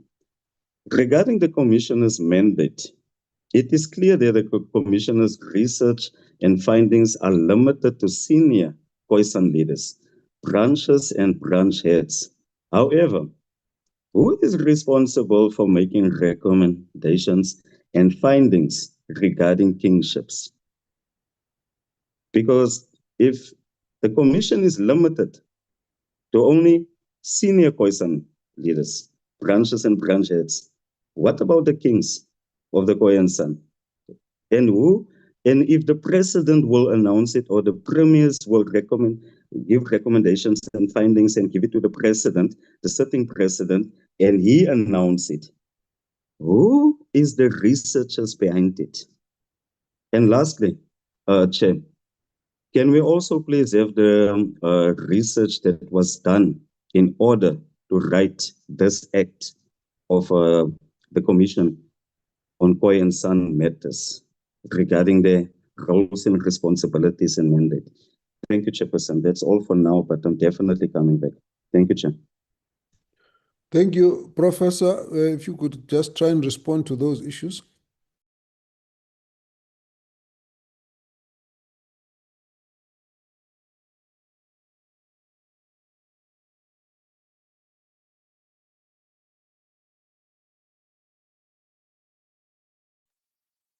You are muted, Professor. Apologies. Okay, can I just start with a very general remark, but it's not intended to be general. It's actually intended to be very, very specific, which relates to the drafting of the act, which I think needs to be taken into serious consideration in terms of the criticism that the Commission has not done enough, that it's surprising or shocking for some even, that we've not been able to make recommendations. So when we started out, we had a very, very thoroughgoing workshop with the main author of the act, Mr. Rinaldi Bester, and his colleague, Mr. Dani van der Merwe. So, and we post questions about the research having informed the Act, but we also post questions on whether the criteria contemplated in the Act for the recognition of a community, a branch head, senior Khoi-San leader, whether those criteria are not too stringent. And what we find, Ms. Van Zyl, and this is part of the problem, that it's extremely difficult for communities and leaders to first up comply with those criteria. Then, of course, there is the sort of very basic issue of jurisdictional compliance, where they have to submit certified copies. I'm just using this as an illustration. Certified copies of ID documents, for example. The complaint from some communities being, but how do we do that? We don't have the resources even to make. So if they have, let us say, 1,000 members in that community, in that particular community, whatever it is named, how do they do all of those photocopies? So I'm raising that to say that the Act in itself is creating very serious problems for communities and leaders to comply. But from the onset, as a commission, we have said, look, we don't have a choice. The Act is the Act. We have to comply. We have to stay within the Act. We have to act lawfully for that matter, as much as we do take the historical situation into consideration and the difficulties encountered by people on the ground. So I just wanted to make that point, that the Act in itself, with specific reference to the criteria, is making things very, very difficult for people to comply. But the approach of the Commission is to say that the Act is the Act, and if we want to act lawfully, we have to stay within the parameters of the Act. Which brings me to a second point, and that is that in all instances, in terms of the applications coming from the 5 main groups, we've constantly said to ourselves as commissioners that the Act requires us to be objective, to be unbiased, impartial, and to be fair, and we try as much as possible to act in that fashion. Now, you can, of course, conjure up the argument that precisely because of that, the Commission should simply deal with non-compliant applications in a particular fashion. We can't.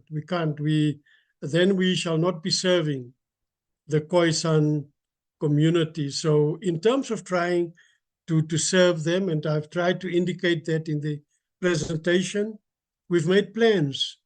We've taken remedial steps in terms of inviting applicant members. The applicant member is the one authorized to submit the application on behalf of the community. Invite them, can I use the word interview them, engage with them, learn from them, get extra information from them, but also use the opportunity to point out what is lacking in the application. And that's not being done only verbally, it's also being done in writing, so that they know exactly which are the outstanding issues for them to submit supplementary information, data, documents.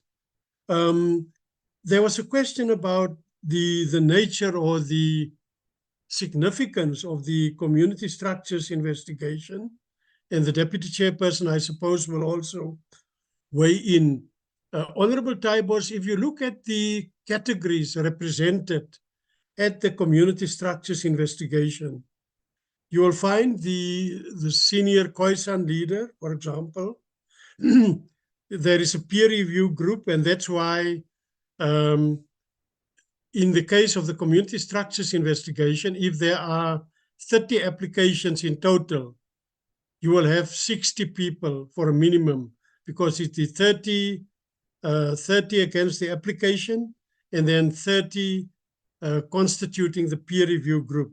Then you, on top of that, representatives from these so-called overarching or umbrella bodies are being invited, and that's how it's being constituted, for purposes of making sure that the application in front of the commission, but with specific reference then to those that are being proposed as senior leaders, be that the branch head or in particular then the senior Khoi-San leader, to verify, to make sure that all the other evidence we've received in terms of the application, documentation, data, information, research, that all of the evidence is credible, it is valid, it is verifiable.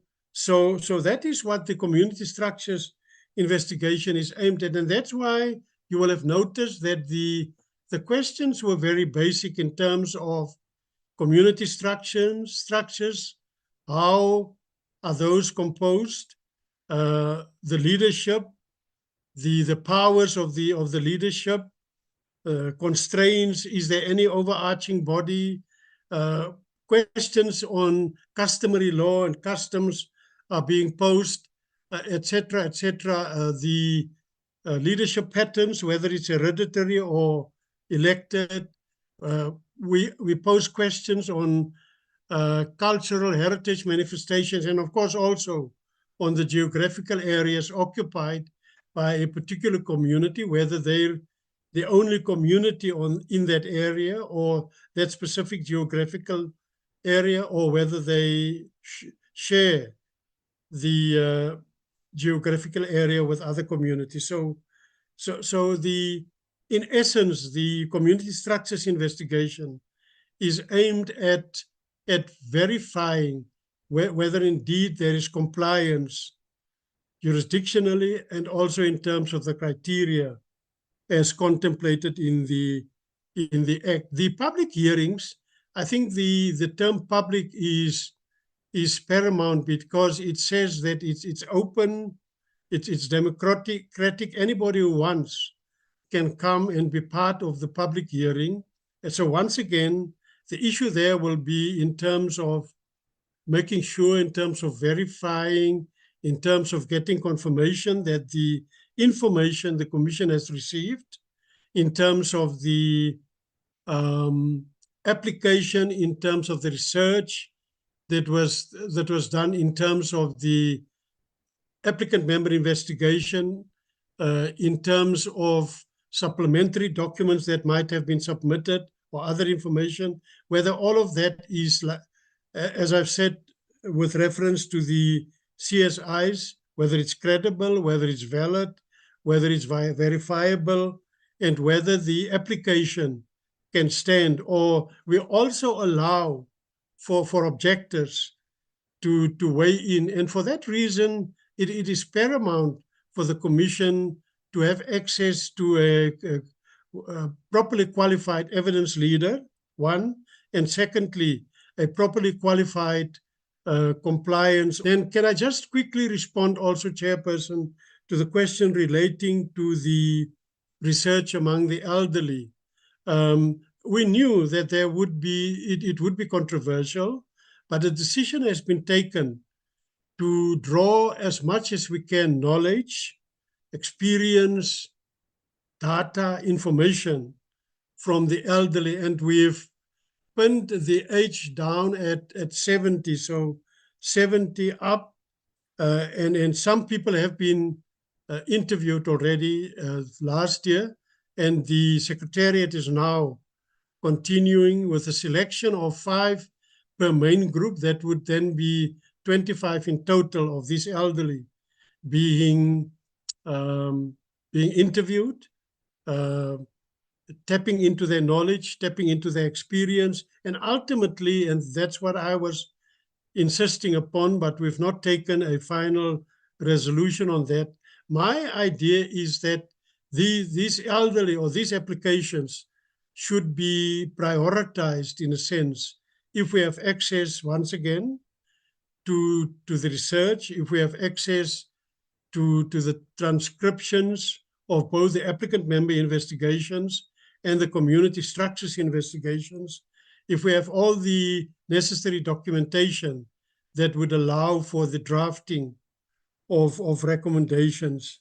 As far as the budget is concerned, Honorable Van Wyk, I can only here now make reference to the budget for the goods and services of the Commission. And this is where we have unfortunately run into very serious trouble. I can say openly to the committee that for 2025-2026, we've gotten 2.8 million rand. And I can tell you now that that 2.8 was used up for the community structures investigation with the Korana in Gqeberha last year in December, and 2, with the AMI CSI. We've had a combination of the 2 with the NAMA in Cape Town. That has finished the budget, and that's why we could not proceed with the AMI CSI, with the Cape Khoi, neither with the Griqua, neither with the San. And that's why we are pleading with the portfolio committee to try and understand the limitations that we have without necessarily, and I'm repeating myself, assigning blame. It's a reality that with the kind of human resources we've had and the kind of financial resources, we were just not able to deliver on the mandate of the Commission. I've heard the Honorable Buthelezi saying it's almost an inhuman, it's almost a task. I'm paraphrasing, beyond human comprehension. It's a difficult task. It's not a joke, and we've tried our best to deliver on the task. I can also just indicate that the budget for goods and services for this financial year is 3.3 million. Now, you can make your own calculations. If you want to have public hearings with the Korana and with the NAMA, which is in planning anyway, we're processing that now. And on top of that, you still want to go to the Cape Khoi and to the Griqua and to the San. How do you do that with 3.3 million? So that is the reality that we are faced with.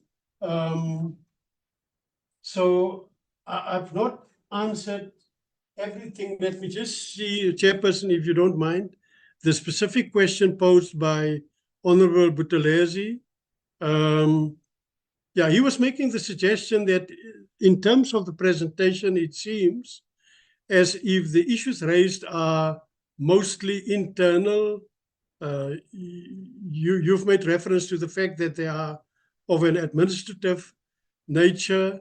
In the understanding of the Commission is much broader than that. There was a question on the representativity, or how representative is the Commission. Unless it's clarified, I will not be able to understand. But what I can tell you is that they've been very careful in appointing the first commission. So we had to make submissions indicating particular skills, indicating particular qualifications, indicating particular knowledge. But indeed, what we miss in the Commission is a historian, for that matter, and we've now lost our anthropologist, the Honorable Commissioner Nokubonga Mazibuku, who has returned to the academia, as I alluded to earlier on. So, yeah, the question of how representative the Commission is a good question, but unless it's qualified or unless it's clarified, it would be very, very difficult to respond. But I think I should leave it at that and see whether my deputy chairperson may want to weigh in if there's still time left. Honorable Dr. Mkhize, Honorable Chairperson, thank you. Let me first get Honorable Taibosh. I'll come back to the Deputy Chair. He can cover both the comments and the outstanding questions. Honorable Taibosh. Thank you, Chair. This is short. I am just, I can hear the professor speaking, but you know, they have submitted quarterly reports. So I would like to see the Department of Traditional Affairs weighing in, and why have they not picked up these problems, these challenges that the Commission has, and done anything about it? Because, you know, for the DGs here and the Deputy Ministers here, I would like to know why has nothing been done? Because these people, the Commission has reported these things in quarterly reports. And yeah, that's all, Chair. Thanks. Deputy Chairperson. Thank you, Chair. Chair, I want to start chronologically with the Honorable Taibosh first, and I want to start with his last comment on the quarterly. Yes, we complied with the Act and we submitted that. I must say one thing about our DG. We call him our DG. He is somebody that listens and he has engaged. Whether the capacity is given to him, it's a different question. He has engaged with us on numerous times, and his input always strengthens the Commission. We have a deep respect for him. We believe that he is the right person to lead here.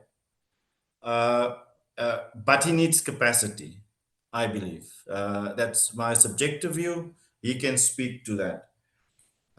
In relation to what the Honorable Taibosh said about the presence of the Commission and us only being 5, I agree with him.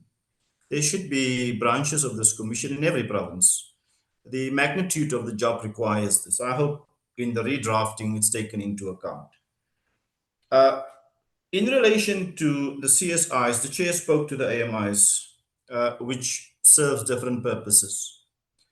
But the NUP, or the axis of the CSI, actually centrate around the third criteria. And if there's satisfaction with that criteria, you largely comply with the criteria set for recognition, which is a structure exercising control and authority in terms of your customs and customary laws. If a community does not have that, then there's no recognition. It must have that, and it must exercise that customs and customary laws for that particular community. Now you can lengthen that to manifestations and so forth, and identification and all of that, which is why that is so important. And that is why we've chosen that particular criteria to be peer reviewed. Because Nama know Nama. Korana knows Nama. Korana knows Korana. And the public will weigh in later as the last spot to say, public, this is Nama, this is the evidence, this is Korana, this is the evidence. What do you say? So that CSI is a very useful criteria insofar as the public hearing is concerned, Chair, to the Honorable Taibosh. There's a well-developed notice which clearly specify what's required. That will see the light of day in the next few days, I hope. Let me not go into that. That's a whole day discussion. Now, the issue of the Chair touched on the elderly and the criteria, but remember, research is independent. We can't tell the researcher. We can provide the terms. But we've initially, right in the beginning, we've said research the groups. That include the youth and everybody in that group. The elderly, more specifically, and quite frankly, they're dying out. Some of them have very valuable information, like Oma Katrina, which to date we weren't able to engage in. Very valuable information. Our people, because of how they were treated and their customs, oral history is very sacred to them. We need to get to those. We were able to get to some, very enlightening, and those records are still to be transcribed. So there's for both a provision in research. The issue around commission, the Honorable Taibosh, is at what point do you make recommendations? Now, if you don't pass, the chair said jurisdictional, let me say procedural. If during your submission of your application, you don't even pass that hurdle, then you don't get your recommendation. Your application is stayed there.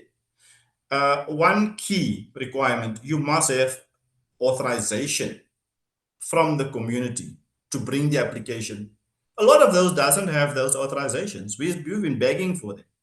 And when we get them, we ask them to send us the custom and customary law that informs that authorization.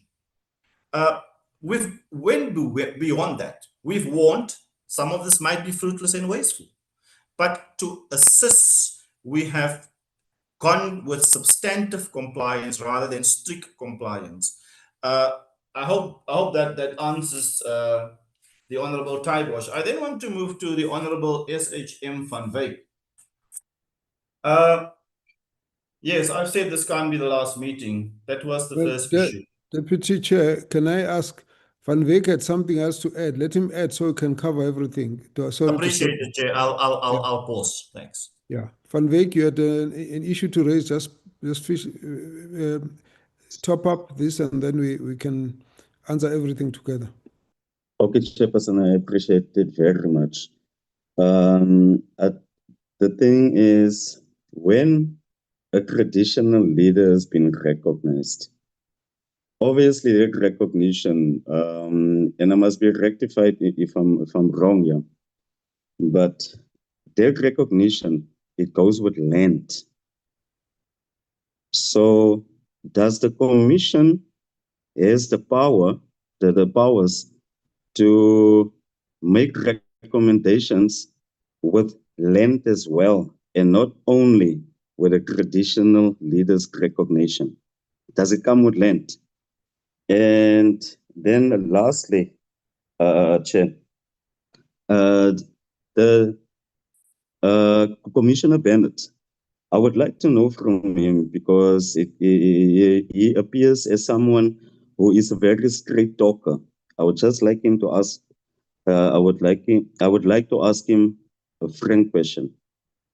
Does he ever experience in this 4 or 5 years that there is any will from the department for this mandate of the commission to be executed at the end of the day? Is there any will from the department?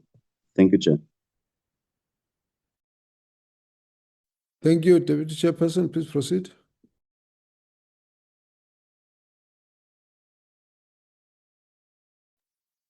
Thank you, Chair. The Honorable SHM praised on my weak points. Yes, I am quite frank on issues. Our DG, for sure, he is sitting with that knowledge.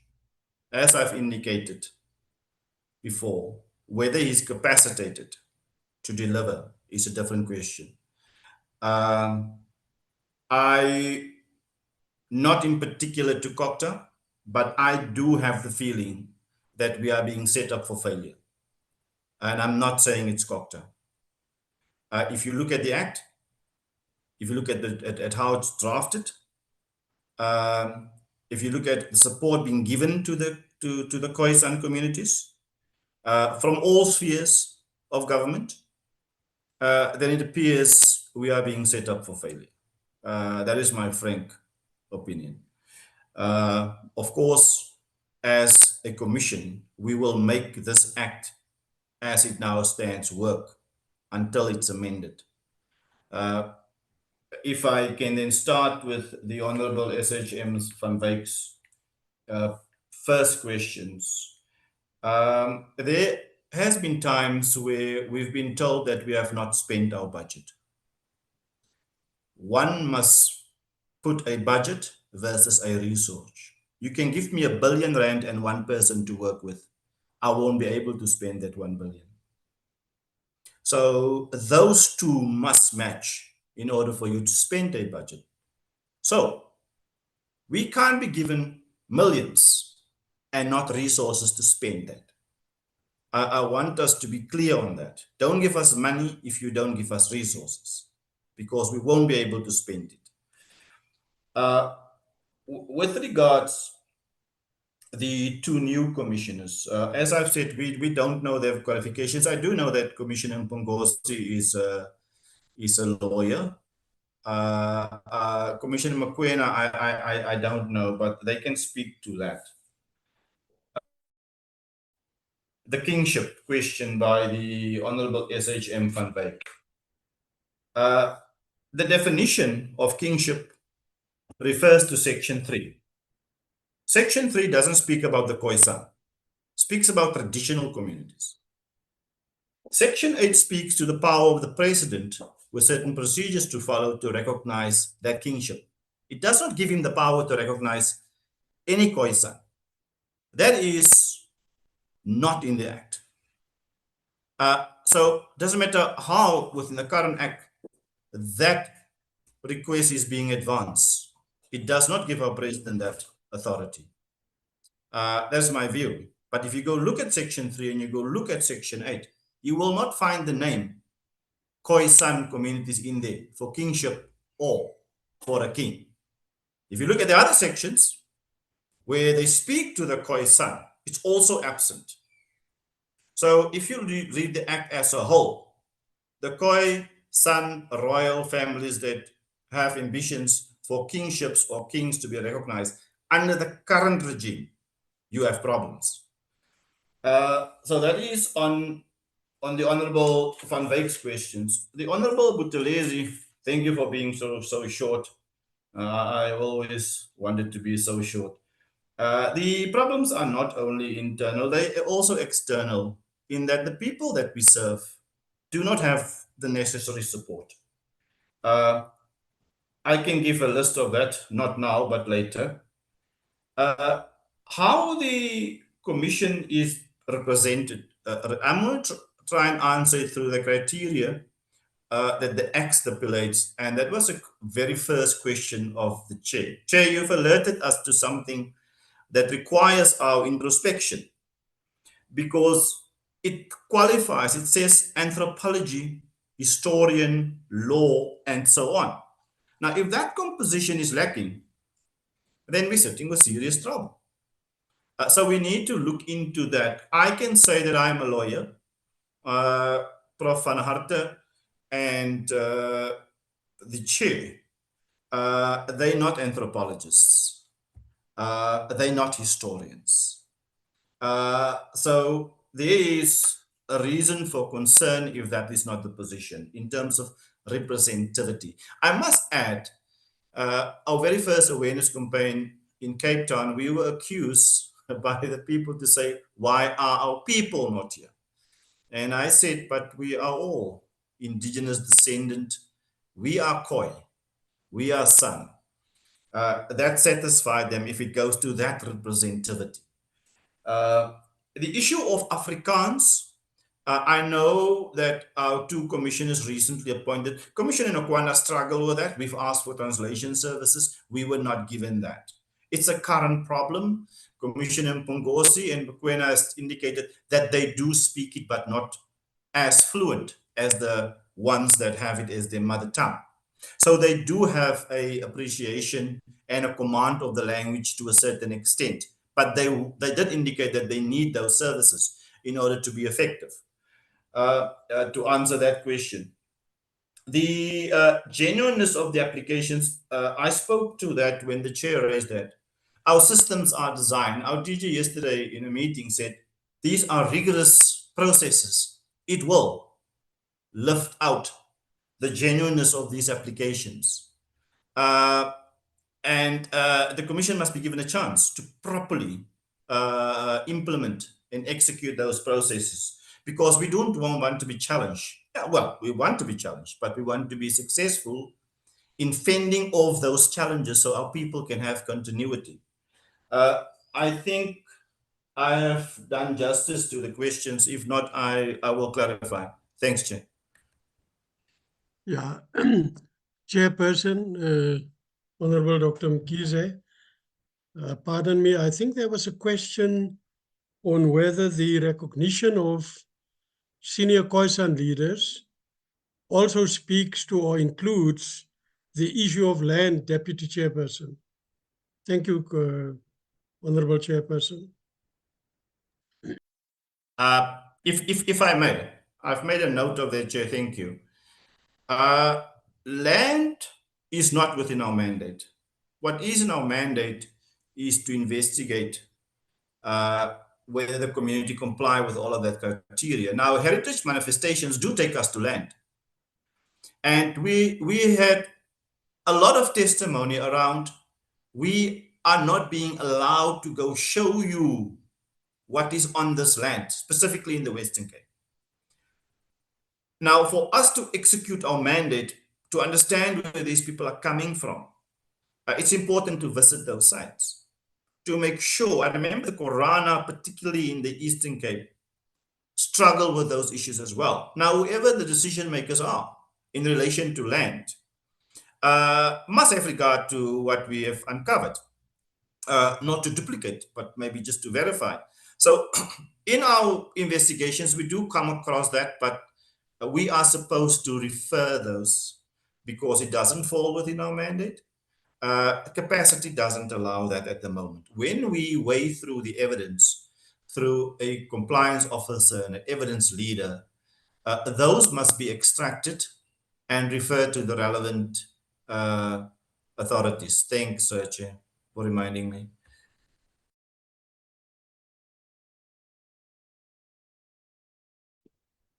Thank you very much. Honourable members, I think we should hold this issue at this point. We may still have a number of issues which might be needing further teasing, but I think we've been given enough to have a sense of what the Commission is all about. And I want to indicate my sincere appreciation for the Commission's report and the detailed presentation that they've given us and the responses. I think from where we all sit, there are lots of moving parts and areas of concern. Firstly, if we were to just start by the concern that was raised by Honourable Van Zyl, it refers to the time during which this commission was set and the amount of work it has covered. I think we should accept that there's obviously visible delays in the manner in which what could have been expected may have not been achieved. I think we must note that, and then the chairperson has put a context into this, the enormity of the tasks, the challenges and the limitations of the commission. I think we need to acknowledge that and combine that together to say we are aware of this and we are concerned about the time it has taken for progress to be visible, and that does need to be balanced with the availability of the resources to the commission. The second issue that we will need concrete information about, and we need to note, is that there is another limitation in the commission in that there doesn't seem to be the full complement of the skill set that was designated as necessary to structure this commission. And that needs to be addressed. So that means that if you needed an anthropologist and a historian and so on, these should be available. The point that has been raised by a member Van Wyk about the ability of the individual commissioners to fulfill the task that relates to their comprehension of Afrikaans as the dominant language within this community. I think that is noted, but it's also noted in the context of the Commission trying to then ensure that they bridge that gap through the necessary translation. Then we also note the timeframes that have been set. I think we need to, as we deal with these timeframes, take them with an understanding of the fluidity within the whole process that they are involved in. Amongst the issues that for me would be of concern is whether this commission is properly structured and resourced to be capable to fulfill the task with the necessary sense of credibility that such a structure will deserve.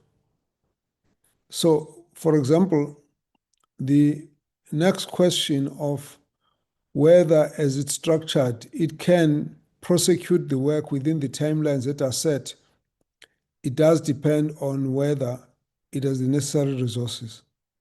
So the timelines that have been put, whilst we note them, but can they actually all be realized?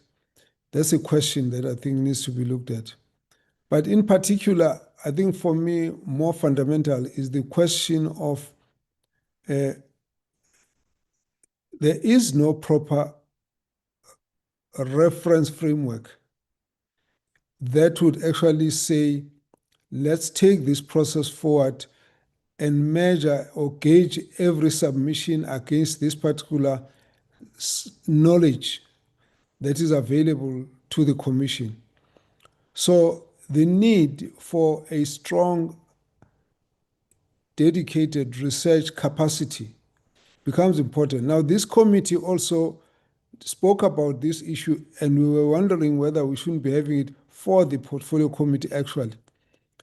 This issue is a problem because the next challenge that is linked to this is how to approach each of the stems of the communities so that we know that the information about any of these communities can be found somewhere where there is no degree of doubt or disagreement about certain information. So if you were to combine as much of the sources and references of researchers on the Khoi and the San communities in such a way that your research capacity is able to access all of this information for the purposes of enabling this commission to have informed decision. That would be very, very important. So the issue of the dedicated capacity for research becomes very important. Now, obviously, the question of research capacity would have to be balanced. Because on the one side, you've got academic research, which is very, very important because some of the information about the South African Khoi and San community sits in Holland or Netherlands, some of it sits in Australia, some of it sits in United Kingdom, some of it sits in different parts. So there is an amount of information that needs to be kind of accessed somehow. So you need academic, proper scientific research on the one side. Then, of course, on the other side, we've also got to have the indigenous knowledge system. What do the old people over 70 years know that can actually help us and guide us as we move along? I think it's an effort that we appreciate, but the question is, do we have enough resources to be able to access those, sit down with them, let them tell the stories, distill the stories, pull them back, and then have a sense of where we should be and so on?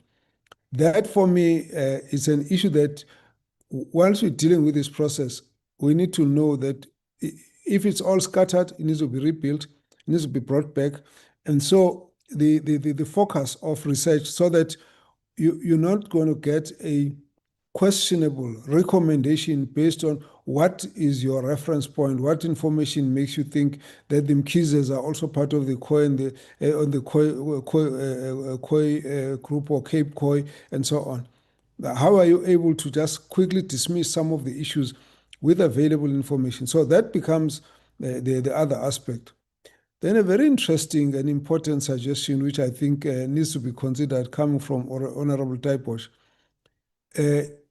At least from my interaction now with this topic, there were identified about 5 groups, 5 stems on the Khoi community, the Grey Kwa, the Cape Khoi, and Korana, and so on. Now, there should be a way in which people who identify themselves within these groups are somehow related, even if not geographically, but at least in terms of the historical alignment of their ancestry, which means it is then a useful suggestion to consider sitting with the Korana people and say to them, tell us about this particular community, so that you are able to quickly separate the hierarchy of the indigenous and traditional structures that can be easily resolved through a general consensus that all of them have got the same understanding as to what happens within this community. And then, of course, after that, you go down to the level of the structures. If it's one community, they could give you a sense of that. And then you can then take most of the time to decide whether it's Mtolo, who's the Induna, or a Staibosh, who's a Nkosi, and so on, and the necessary terminology. It might shorten the process and probably give you less challenges within that community stem, because then all of them more or less have related to the same story. And if you have a different view about Korana and your Korana, you can then argue with other Korana. It makes it easier than arguing with people who don't even understand the subject. So I think you need to consider that as part of the approach that you could utilize. So with that, it then raises for me, and this is just my question in my own mind, that at which point are we likely to say that your recommendations are stable enough that they can't be questioned by anyone else who will come back and challenge them later? And that's why I think the suggestion of bringing each stem together and getting a kind of consensus becomes important, because it can help to stabilize the process.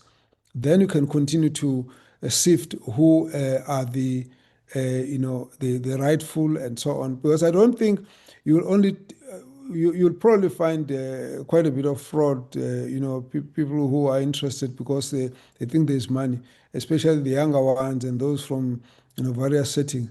But that's not really the issue. The issue is the legitimacy of the pronouncement that this is an established Nkosi or established Nduna in terms of the traditions, because that legitimacy is what is more important. If you find one person who's fraudulent, it's just one individual. But if you got a recommendation that is not based on proper basis and history and consensus, it's likely to make the whole thing wobble and be unstable.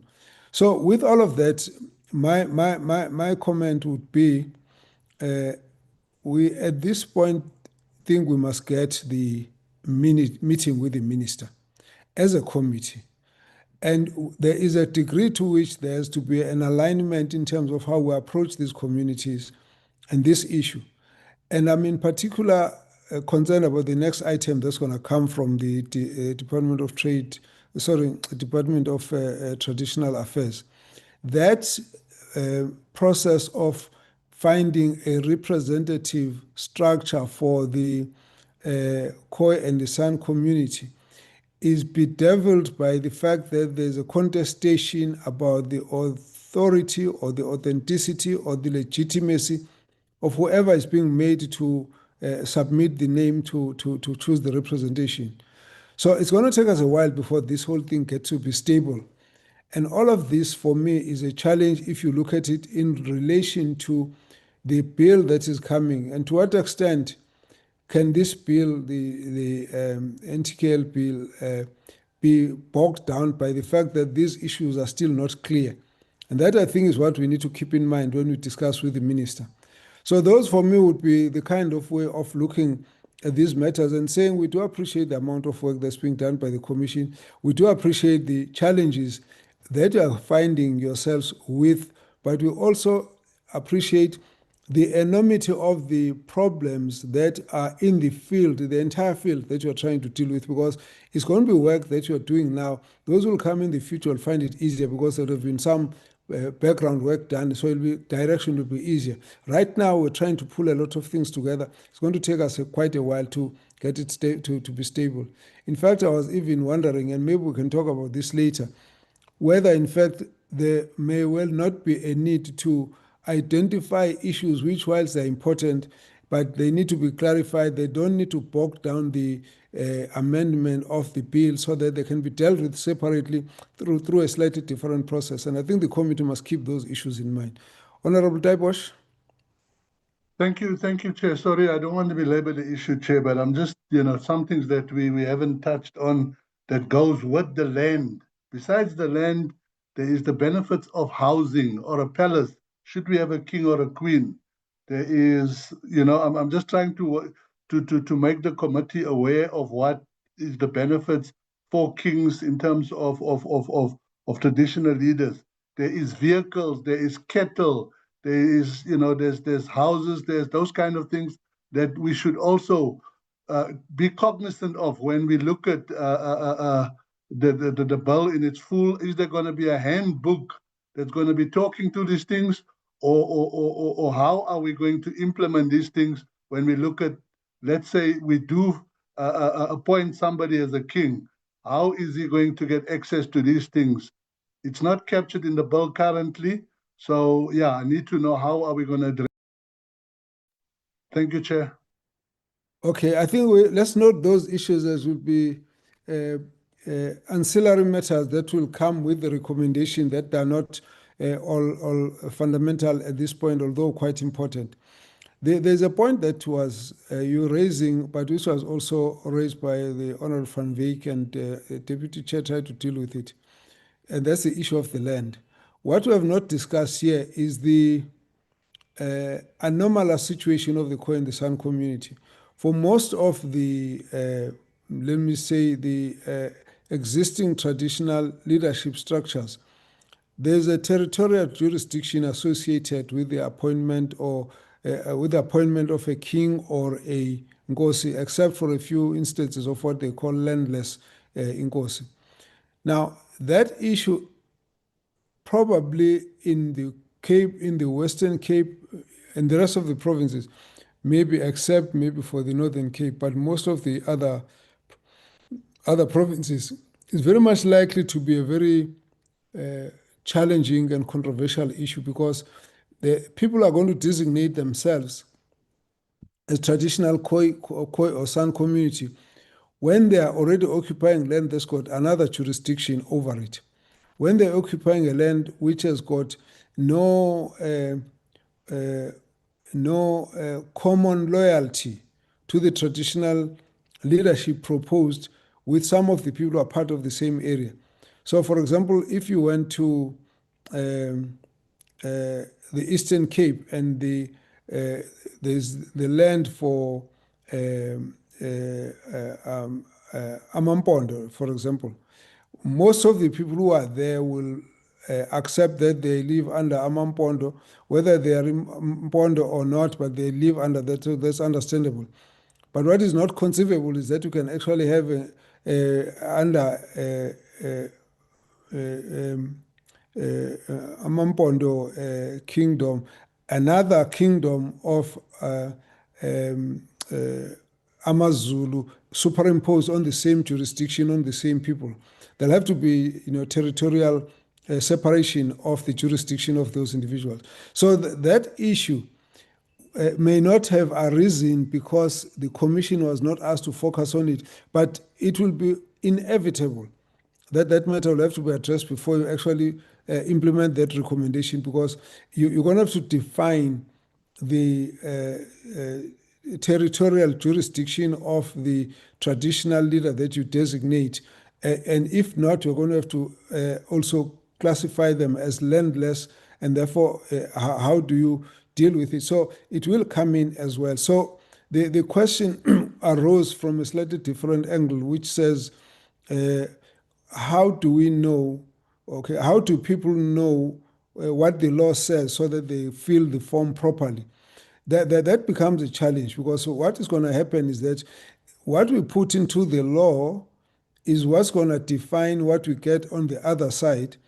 But the fact that some of the things might be not covered by the law and making it difficult for recommendations to be held, it also means we're going to have a problem, because there are communities who are still going to have challenges that they're going to raise, that we've got no vehicle or no instrument by which to address them, because the fundamental structure on which the law is based does not take into account some of the challenges that people face, and we're trying to bring them up for the authorities to resolve, but the law does not cover for them because we didn't even anticipate them when we started. So those are some of the issues from where I sit that are going to create the kind of instability in this area for a while. And so I think whilst we think that the commission needs to do a lot of work, I think we need to understand that there's a lot of fluidity in this area. And from that point of view, my suggestion that we need to actually have a conversation with the minister on this matter, to the extent to which it might assist the process as we move forward, but also to the extent to which that conversation might help the commission to move on and resolve issues that might facilitate the passing of the National Traditional Khoi and San Leadership Bill. So I think these issues will remain intertwined. Let me get the last comment then from the chair or deputy chair, and then we'll get the Director General to comment on everything and then take us to the next submission.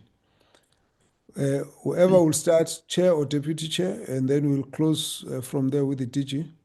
Yeah, the Honorable Chairperson of the Portfolio Committee, once again, thank you very, very much for this opportunity to present to the Portfolio Committee. I don't have much to say except to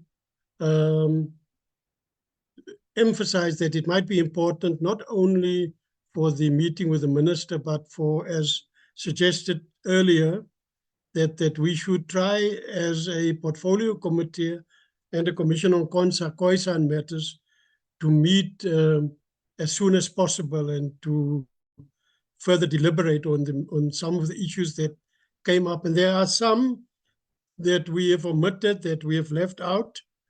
But for the purposes of today, the presentation was prepared in a particular fashion. We shall update also in terms of this briefing notes that I have. We shall update, clean up the document and resubmit. But in conclusion, as I once again say, thank you very, very much. I've always thought that Dr. Mkhize is very, very sharp-minded. I think some people have got two brains, because I marvel at the way that you were able to speak to issues just sort of off the cuff. I don't think you've got the text in front of you there, because when would you have been able to prepare that? So I appreciate that very much. You've raised important issues. We'll listen to the recording and pick up on those issues that you have clearly identified and see what response could be formulated from the side of the Commission. But for now, Nyabonga, Dr. Mkhize. Thank you very much, honorable members of the Portfolio Committee. Thank you.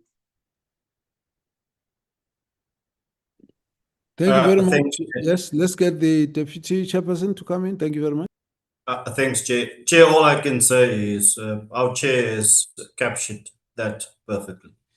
I always knew that you're an asset in the armory of the cause for the Khoi-San.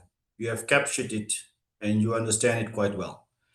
As the Chair has indicated, what you have said in summary, and especially the STEM/cadet research investigation, I just want to tell you that we do have the hereditary criteria where it's premised on that, and that will have a lot of contestations. So that type of research, especially international, will be of great assistance to resolve those type of contestations.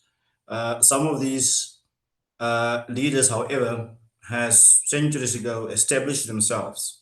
The Thai Bosches, in terms of the research that I've gone through, indicating different leadership structures. However, that's subject to further investigation and research. But as I've indicated, you have captured this with an understanding that is required by a chair of this type of oversight committee. Thanks, Chair.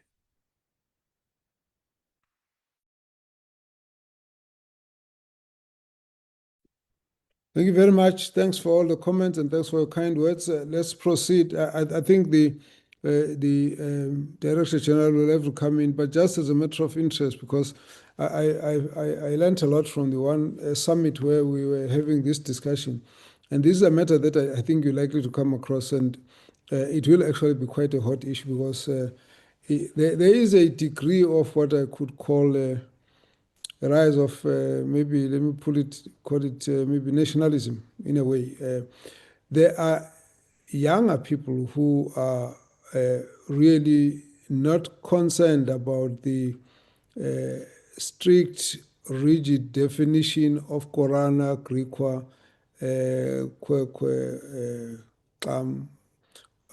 they have no interest in that. All they're interested in is that they are not able to identify themselves as either one of those, except that they belong to all. And on that basis, they want a kind of dispensation that's going to recognize them as such, with a whole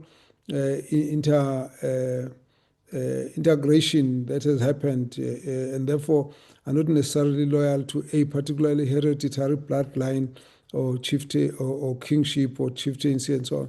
So that's going to be another very interesting angle, because it's a kind of national aspiration that will also need to be addressed. It's not for now, I'm just saying that because you're just reminding me as we're sitting here and talking, particularly those who are coming from the urban settings, who are saying, no, we no longer know where we came from, but we belong there nevertheless. We still want to be recognized as such. So that's going to be quite interesting discussion. We can't avoid all of those controversies. It's a real life for us, so we have to be alive to that.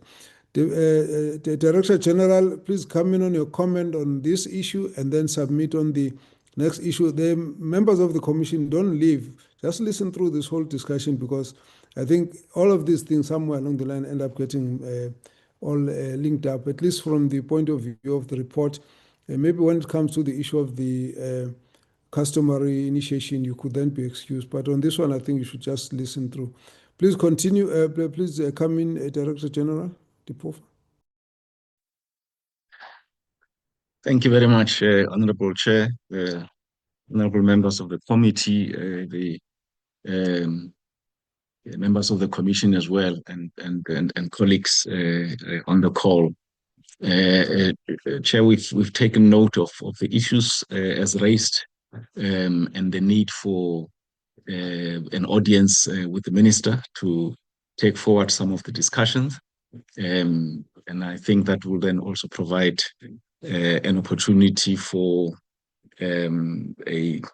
some reflections that can be done by ourselves and the Commission. I always say to the Commission that in the nature of the work that we do, there is a certain resource envelope that gets availed.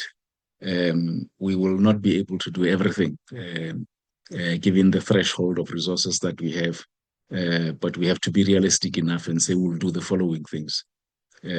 Otherwise, I can say to this committee that if that wasn't the approach, I suspect that this department itself may have been closed down many years ago. We came into a department where there wasn't a single legal services person. None. There was no legal services section at all. But we had an avalanche of litigation cases that we had to deal with, and we had to make interim arrangements. One of us had to serve as a person that is liaison with the State Attorney's Office so that we continue to deal with the litigation that faces the department. We have a department where there's not even a single IT person, but the department must function. Where there isn't even a single post for a risk officer, but the department has had to function. We'd had to make interim arrangements. So it means that we have the envelope. We will have to work within the envelope that we have. We'll continue to ask for more resources. The deputy chair is right in terms of underspending by the commission. In fact, there was a year, probably the second year of the commission's existence, where after appealing to Treasury a lot, they increased the budget of the commission, but only 34% of that budget was spent by the commission. And the following year, the Treasury hit us with a 6% across the board cut, reducing the budget of the department and that of the commission. And we have struggled to recover since then because of that perception that you ask for more money, we give you more money, and then you don't spend it. So I suspect that at least as based on these presentations, it also has to do with where the work of the commission was at the time. The commission has now been able to put in place their methodologies that they are implementing. Their community structures investigations are in full swing now. Perhaps at that time, they had not reached this point as yet. And so we'll continue to appeal for more resources. And we are hoping, Chair, based on this discussion, that when the vote of COCTA is debated in Parliament, we will hear all members who are debating saying, not only do we fully support the vote, but we actually recommend that additional resources be made available, particularly for the work that needs to be done by the Commission. But I think the rest of the discussions will be able to take them up during that follow-up discussion with the Minister. I think it's just that maybe he didn't have an opportunity to clarify the other commissioner, Commissioner Mokoena. Commissioner Mokoena is actually a historian. So when we look at the skills mix of the commissioners, the one that left, Commissioner Nokubonga, yes, that was the anthropologist, but Commissioner Mokoena is actually a historian. But with that, Chair, I would then ask that we table the presentation on the all-inclusive Khoi and San Convention that was convened by the Minister. I think the Chairperson, you've already highlighted the difficulties around that, that with all the good intentions that the Ministry had in pulling together the convention, all these challenges that exist within the sector have shown their ugly face, unfortunately, leading to the kind of non-cooperation that we have seen when a resolution was taken that we will have a 35-person structure that will then take the process forward.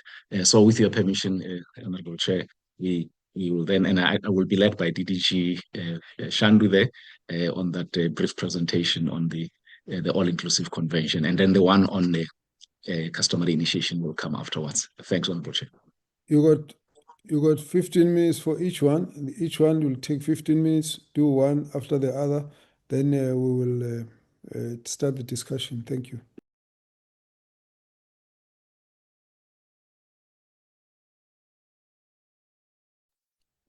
Thank you, DG. Good afternoon, Chairperson and members of the committee. As DG has indicated, I'll take the committee through the presentation on the all-inclusive convention of the Khoi and San that was held last year. If we could please move to the next slide. Chair, that's the presentation outline where we're going to look at the purpose, introduction and background, progress to date, positions of Khoi and San regarding the establishment of an interim structure, conclusion and then recommendation. Chairperson, the purpose of this presentation is to brief the committee on progress on the outcome of the Minister's engagement with the Khoi and San.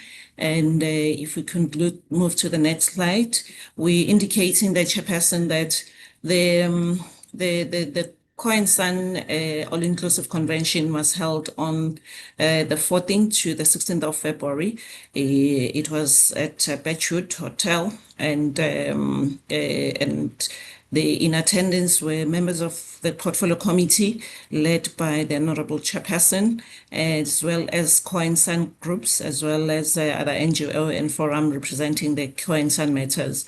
And this was as a result of the engagement that the minister held with the National Khoi and San Council and members of parliament with an interest in Khoi and San Matters and communities, which were held on the 23rd of December 2024 and the 3rd of February, respectively. And we are also indicating, Chairperson, that there were discussions at the plenary and that there were breakaway sessions that took place as well. And there was a follow-up engagement with the Portfolio Committee where the minister made a report on the all-inclusive convention, which was held in June, and this was done by the minister before the committee in June last year. If we can move to the next slide. That slide, Chairperson, as indicated, what transpired during the all-inclusive convention in February was that the groups, the 5 groups, should submit names of people that would form part of the all-inclusive or rather the interim structure on Khoi and San that was going to engage with government, because there were issues that were raised or concerns that were raised to say the NKC does not represent the Khoi and San.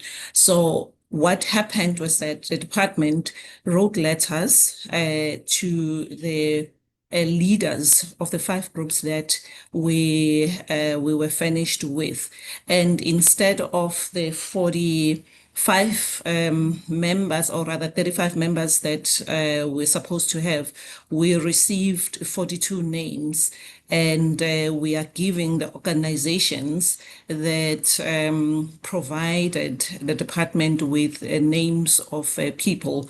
We're talking about the Greater Aboriginal Community, Council of Southern Africa, United Sovereign Cape Kingdom, which is Cape Khoi, the Krotasa Foundation, Aboriginal Nation, Gorana Tribes, Cape Khoi, Nama, and the total of names that were submitted is like 42. If we can move to the next slide. We then, as a department, made a follow-up again to the 5 groups comprising the Khoi and San, using the names that were received from the convention. And the purpose of the letters was to request the submission of names again so that we can resolve the issues that were raised. And again, the letters were emphasizing that the persons whose name would be submitted would constitute the NVSH National Khoi and San Interim Consultative Structure. And the next slide, Chairperson, highlights the responses that were received from various groups regarding the establishment of the interim structure. The NAMA, they responded to the correspondence, and they stated that the NAMAs are rejecting the establishment of the interim structure and declining invitation to submit any names for the interim structure. The Gorana, they confirmed that they would first consider the nomination in terms of the position that was taken from the convention. But in terms of the response, the correspondence was received under the letterhead of Guy Gorana, Transfrontier, nominating a representative, but this was later followed by another letter suspending the nominated representative and submitting a new list of 5 representatives with Cape Khoi. The position was that they are not in support of the proposed interim structure, and they also indicated that they were not going to be providing the names because they don't support the interim structure as per the resolution of the convention. If we can move to the next slide. The Griqua, they stated that they would not support or they would not participate in the superstructure. And when we were making a follow-up with them, they responded that they have decided not to submit any names, and they also raised concerns that they regarded it as a political interference of 2 members of the COPTA Portfolio Committee. With regard to the San indicated that they had a challenge in representation and that they needed equal representation, and they did not respond to the correspondence that was sent by DTA. The NKC, which is the structure that government has been engaging with, they said they are not in support of the proposed interim structure, and are not in support of the proposed, again, interim structure when the correspondence was shared with them. And in conclusion, we're saying based on the correspondence received from the group, the names that were requested to constitute the interim consultative forum were not being submitted by all group as expected. And in the main, they were names from organizations and various foundations representing the Khoi and San, and some of the names shared with the department exceeded 5 per group, which is something that was agreed upon at the convention. And since some of the names came from the organization and foundation, they may not necessarily represent the 5 Khoi-San groups as expected. This, therefore, left the department in a difficult position to conclude the establishment of the National Khoi and San Interim Consultative Forum. And we are recommending, if we can move to the next slide, we're then recommending the portfolio take note of the content of this presentation on the outcome of the minister's engagement with Khoi and San. Thank you very much, Chairperson and members. We'll then move on to the next one as per the chair's guidance that we take the 2 presentations one after another.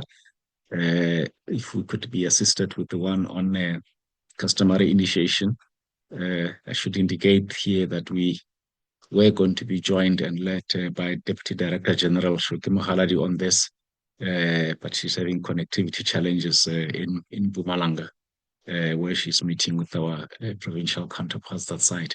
Could we have the presentation on customary initiation statistics loaded, Ramahajani? Just to indicate, and I'll request that I switch off my camera with your permission, Chairperson. As the presentation is getting loaded, I hope the colleagues are assisting with that. Mr. Mkhajane, please. To indicate that this presentation deals with the statistics of the summer 2025 summer initiation season, but also the outcomes of the stakeholder consultative meeting that the minister convened on the 16th of February 2026. So if you go to the presentation outline, this is the outline of the presentation. We'll go into the details of that when we get into the presentation itself. And so the next slide just deals with the purpose of the presentation, that is about the latest initiation statistics as A, and then B, the outcomes of the ministers' meeting with stakeholders held in February 2026. So we just start by indicating that we had earlier on presented to the committee the 2025 summer initiation report. At the time when the presentation was done, and it was based on the reports received from the PICCs, the processes of the PICCs signing off their reports were still ongoing. But we can confirm now that the presentation as it is done now is based on signed off reports from the PICCs, and the statistics has not changed. The PICCs have confirmed the statistics as presented to the portfolio committee on the meeting of the 24th of February. So this is the aspects that the reports deal with: legal and illegal schools, male and female initiates in legal and illegal schools, male and female customary initiation casualties in both legal and illegal schools, number of illegal initiation schools closed, number of arrests and prosecutions. And we just indicate that there are no changes that were made, but also that we then add information on the resolutions from the stakeholder meeting that was held on the 16th of February. The next slide focuses on the legal initiation schools during and illegal ones, legal initiation schools and initiates in legal schools during the 2025 summer initiation season. So there is the breakdown there. It shows Eastern Cape, number of illegal initiation schools, just over 22,000.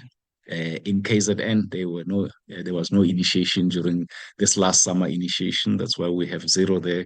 But the rest of the breakdown is reflected there. In the extreme right column, we then look at the number of initiates, the highest number again being in the Eastern Cape at 49,857 initiates. And if you look at the total at the end, 84,534 initiates that went through the legal schools during the 2025 summer initiation season. The next slide focuses on the illegal initiation schools. Again, the Eastern Cape, the highest at 119. We had, although there was initiation in Limpopo, 0 in Limpopo, 0 in Western Cape, 0 in KZN because there was no initiation there. And the middle column shows the number of illegal schools that were closed. Didn't do that well, only 22 illegal schools out of the 151 that were closed. And the number of initiates in the illegal initiation schools, the highest again in the Eastern Cape at 487, and the total at the bottom there being 774 initiates in the illegal initiation schools. On the next slide, we then deal with illegal initiation schools as we continue with the analysis there. And this is really just a narrative that I had already spoken to about the previous table, showing the total number of initiation schools that operated, just over 25,000. And the number that were illegal, 151. The total number of initiates, over 85,000. And in the legal schools, and 774 in illegal schools. This breakdown, Chair, I've already gone through it, but just to indicate perhaps that the Northwest was the one that has done fairly better than others in terms of closing illegal schools. They had a high success rate of closing down illegal schools. In the province, they had 5. They were able to close 3, although it's not all of them. But they make better progress compared to other provinces when it comes to the closure of illegal schools. The next slide deals with initiation deaths in both legal and illegal schools per province. We see the Eastern Cape and the Free State there leading the pack at 14 in legal schools, and Eastern Cape leading the pack again in terms of illegal schools, 10 initiate deaths. And as you go right up to the bottom there, the totals for the summer initiation season, 36 for the country in legal schools and 14 in illegal schools. In the next slide, we then just deal with the analysis there for the narrative, where we indicate that we had 5 provinces reporting deaths in the summer initiation season. Those are the provinces: Eastern Cape, Free State, Gauteng, Northwestern, and Western Cape. They are 4 provinces with 0 initiation casualties. KZN, of course, because they didn't have any initiation during the summer season, Limpopo, Mpumalanga, and Northern Cape. And the rest of the breakdown there is as per the table that was presented in the previous slide. But towards the bottom there, we just also begin to talk about the causes there, the causes of deaths in the Eastern Cape, including dehydration, traditional surgical complications, body injuries, cardiac failure, aspiration due to epileptic fit, and so on. On the next slide, we focus on hotspots in particular. The hotspot districts in the Eastern Cape being OR Tambo, Alfred Nzo, Amatole, Jezani, and Buffalo City. But for this time around with our reports, we also pulled out the good practice districts, because although there are casualties in the Eastern Cape, for example, there are districts there that are doing quite well. Jogabi, Sarah Batman, and Nelson Mandela Bay. Free State, the hotspot district being Mangaung, Fesili David, Thabo, Mfuzanyana, and Lijoli Butswa, and then Harib being a good practice district there. Gauteng, City of Tshwane, City of Joburg, and Sidibeng, with West Rand and Ekurhuleni being good practice districts there. And then, of course, Northwest being Akamudiri Mulema, Bujanala, Dr. Kenneth Counter as hotspots. In the next slide, we talk a little bit more about the factors behind the casualties. We had listed them in earlier slides, but we just go into detail on them. Dehydration, the issue of poor involvement, particularly of parents and caregivers, has come out quite strongly, and it has been emphasized also in stakeholder engagements that the minister has convened, that parents would arrange for their young ones to go on initiation and completely distance themselves from any form of involvement. So they end up not finding out how the initiate is doing. They end up not finding out if the initiate is if they are on chronic medication, they are taking chronic medication. That has been one of the major contributing factors. Contravention of the law due to law enforcement, low rate of reporting cases, and in a sense, there's a relationship between this and the previous bullet point, because there are instances where it is the parents themselves as well who, even if a case, either they don't report the case, or the case gets reported and then they withdraw the case along the way. We'll talk to the heightened mechanisms there of net joints and prof joints later when we talk about interventions. Inadequate traditional leadership and community involvement in ensuring compliance with the Act. The reports indicated in some areas where traditional leaders in the area would say, no, we're not involved in the process. So as school gets, parents deal directly with the principals of the initiation schools, and we don't get involved, or the involvement is inadequate. Of course, the long-standing concern around the insufficient resources and support for PICCs. The next slide continues with the key factors. Inexperienced and underage traditional surgeons and caregivers. We have seen this in particular in the Eastern Cape, which is basically against the provisions of the Customary Initiation Act. Admission of underage initiates.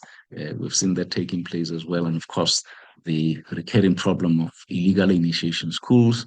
There is an emergent concern around lawlessness and gangsterism within initiation, failure to close down illegal schools, and in some instances, such as the Eastern Cape, reluctance to integrate medical interventions and customary initiation to deal with the health and safety risks that have been identified.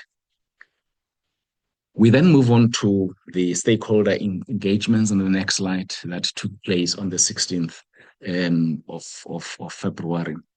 Here, the minister invited premiers, MECs, DDM champions. The issue of DDM champions was recommended because the view was that if you're a champion for a particular district and that district it's a hotspot district in terms of initiation, you will also have to be part of efforts of promoting safe customary initiation in that particular districts where we are a DDM champion. So the DDM champions were invited, the PICCs were invited, provincial houses of the two provinces in particular, Eastern Cape and Free State, which are the top ones when it comes to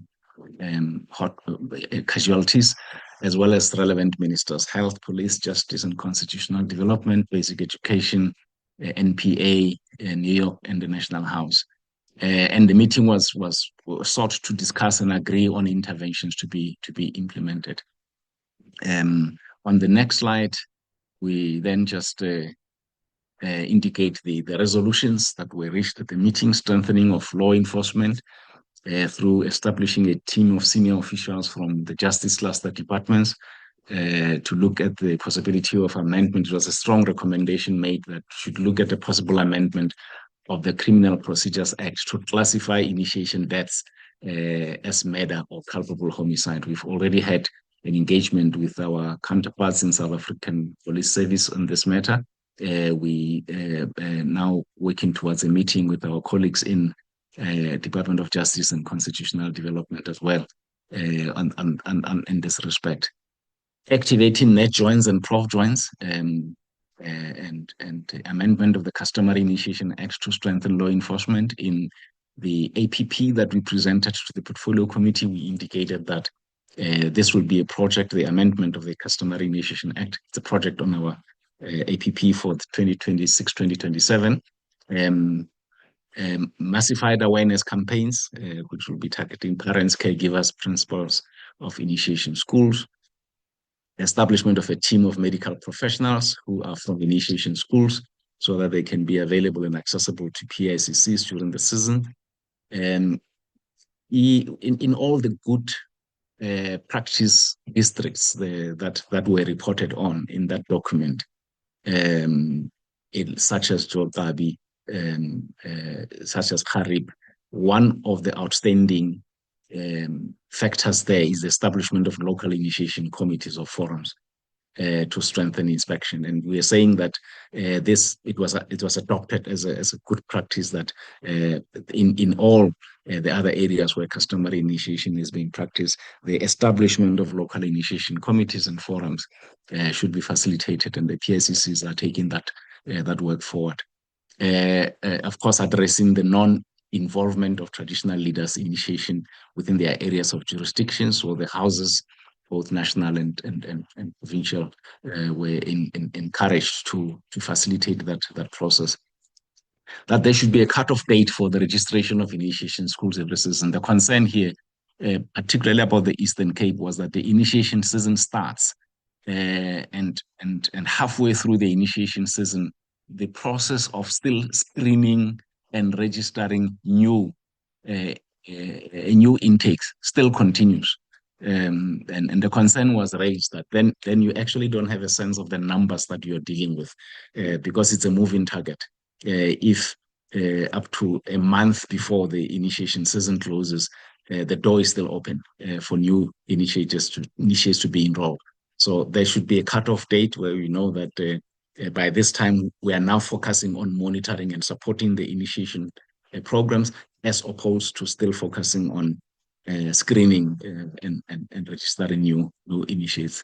We have seen in this last summer initiation season incidents of lightning, deaths by lightning, and the agreement was that the PICC should also then make sure that they bring the disaster management centers on board so that they are able to get more information that is relevant to potential natural disasters where the initiations will be conducted. On the next slide, we also talk about this proposal that was made. Again, it's specific to the Eastern Cape, that you have family-based initiations, which are really a matter of concern, because it's very difficult to monitor the family-based ones, where it's just agreed that for this family, initiation is going to take place in this particular locality. At home, there will only be 3 initiates there, and so will be taking care of them. That falls outside the purview of the Customary Initiation Act, because processes of screening, the health screening, do not get followed. Processes of formal registration do not get followed. Processes of even checking the age and the experience of the traditional surgeons, that doesn't get applied. And there was a strong view that this should be promoted. Of course, it's a cultural practice in the Eastern Cape, and so a lot needs to be done during the awareness raising campaigns to say, actually, the more we move away from this to have the community-based ones where there's a formal traditional initiation schools, there are better chances of monitoring there, and better chances of enforcement and success. So we've been working on this plan, but at the same time implementing it where we're engaging with the relevant ministries here. So, for example, the one with justice, the Minister of Justice had recommended that we explore the possibility of having periodic courts, which will fast track the issue of the processing of the cases that have been reported. So that is part of the plan, and we are working with them to make sure that that is done. And the expectation is that once we've concluded all these engagements, we will even then Minister would want to approach Cabinet to table the outcome for Cabinet's consideration and for support by all members of Cabinet. The next slide just continues to talk about what we are doing. We reported to the committee when we, on the occasion of tabling the APP of the department, our partnership with CATSITA, which seems to be progressing quite well. We just finished having meetings with the HODs and their teams for the 3 provinces, Eastern Cape, Free State, and Northwest. And the idea here is really just to make sure that we bring on board unemployed graduates in the form of an internship program that will include training on Customary Initiation Act and related matters, but they then also become an extra pair of hands when it comes to awareness raising, when it comes to monitoring inspections, those who have gone through initiation, and assisting as extra capacity for the PICCs. And we've insisted that this must be unemployed graduates from particularly those areas where the initiation will be taking place. So for a hotspot district like OR Tambo, we would want the unemployed graduates from that area to be part of the process. So all this preparatory engagements and work with CATSITA, ourselves, and the 3 provinces has already started. I indicated that we've already initiated our engagements with SAPS. We've already asked them to issue a net joint instruction for enforcing compliance with the Customary Initiation Act. The instructions then go to all the prof joints so that they know in their respective provinces that there's a responsibility that they have in terms of enforcement of compliance. We have seen also and we reported this to the portfolio committee, that there's a slight increase in the budget allocation for New York as well, the National Initiation Oversight Committee, which will make sure that it has enhanced capacity to perform its statutory functions as well. And here we just indicate the expectation, as I indicated, that the Minister would want to approach Cabinet soon once this update is complete with all the engagements that have taken place to request for their support in implementation. And in the last slide, Honorable Chair would just comment to the committee to note the statistics and to note also the outcomes of the meeting with stakeholders on customary initiation that was held on the 16th of February 2026. Thank you very much, Honorable Chair and members.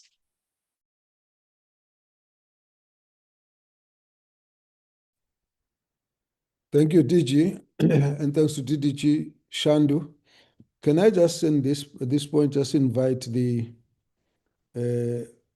chairperson and the deputy on the Khoi-San Commission and the commissioners, if they wanted to comment on the first report by DDG Shandu regarding the summit on the Khoi-San community.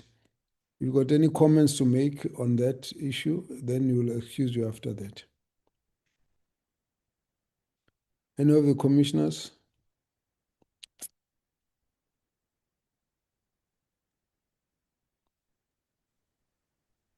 Sorry, Chair. Are you? Let me allow the chair first. I'll go after him. Thanks, Chair. No, mine is just to say that it's interesting, but it simultaneously also very problematic. But I think the one thing that is shown, that is indicated very clearly, is the very complex nature of what we are dealing with in general, not only in terms of trying to create this sort of overarching structure, if I understand it correctly. So my only comment will be that the responses show how difficult it sometimes is to work with the Khoi-San communities, and that's not assigning blame on them. I blame it on history. This is where we come from. So that would be my only comment. It's the statistics or the responses show in very clear terms how difficult the issues are that we are dealing with. Thank you. Thank you very much, Dr. Bennett. Thank you, Chair. Chair, my observation, and I draw this from the experience during our CSIs. When we conceptualize that Nama for Nama and Korana for Korana, we were sort of told explicitly, let us as groups sort out ourselves first, because we can't have another group sort us out. Now, we have learned from that, and we appreciate that. Bringing disorderly houses together in order to achieve an orderly outcome may prove to be problematic. So I don't know whether our government's processes address that, but my input to that would be there's a need for cooperation within groups first, and then there's a need for cooperation across. And I'm not only talking about the Khoi groups. You can imagine bringing a Xhosa group within a Nama group to try and have the Nama come to an agreement. That type of mediation, to me, at the very inceptional type of stage, is not recommended. But that is what I can give input to in terms of the failures that seems to have emanated from this process. Thanks, Chair. Okay, Edna, I can only see that as your name. You just come. Yes. Just give me the surname so I can have the full name. Edna van Harte. Edna van Harte. Okay, thank you very much. Please proceed. Meaning I come from the heart. Oh, okay. Thank you very much. You're welcome from the heart. Yeah. I think, Chairperson, listening to everything, I feel, especially in terms of what the Chair and Deputy Chair has also commented on, I want to make the point of the historical erasure and socio-cultural complexity of the Khoi and San communities. You know, it has the process for us of recognition, for instance, is fundamentally complicated by a deep history of systemic erasure or removal regarding Khoi and San identities and culture. And so when we observe that they seem to not be able to agree on certain issues, we must understand where that is coming from. It is imperative to acknowledge that this community has suffered extensive dispossession of both their ancestral lands and their livestock over a period of 3 centuries, which remains a core element of their historical grievance. So I think to expect such communities to just agree on everything is not going to happen. We must have patience, we must respect them, and we must allow them over a period of time to come together and work out exactly where they want to be.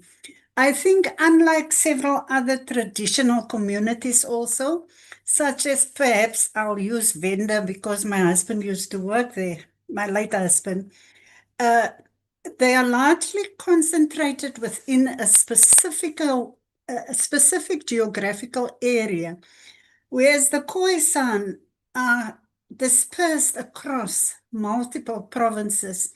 And this makes it also difficult for them to come together regularly and work out these issues. Once again, something we need to take into consideration. And something that I want to put on the table, there's the issue of colored identity. Now, if we go into the history, you will find that the Khoi and San people were compelled by the missionaries to become coloreds, right? And even within the colored community, we have not all of us agree that we are accepting that identity. So some of the Khoi and San people themselves, they don't know how they want to embrace the Khoi and San label now because they've been forced into a colored label. So I think we need to keep that in mind. Now, I would say that it will be important for any commission to untangle these forced identities so that we ensure that recognition is granted accurately and to the correct applicants, a process that demands exhaustive archival and oral history verification.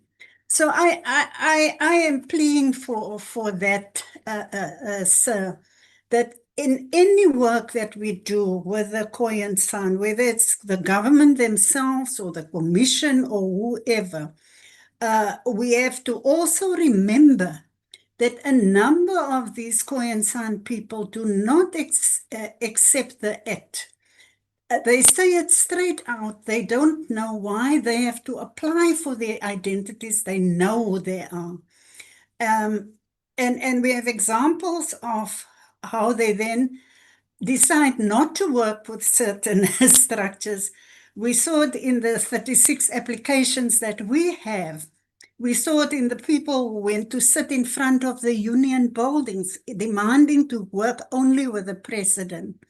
So I would say, let us, when we deal with anything concerning the Khoi and the San communities, recognize the complexities that involves them. Thank you so much for the opportunity. Thank you very much, Ms. Edna van Hart. Honorable Van Wyk, let's make comments so we can, and any other members who wish to comment on the issue of the Khoi and the San Summit? Chairperson, thank you very much. Chair, My concern now is that the department has made a presentation about the convention and the outcomes. Does it end here now? Because I get a feeling that they are done with that process.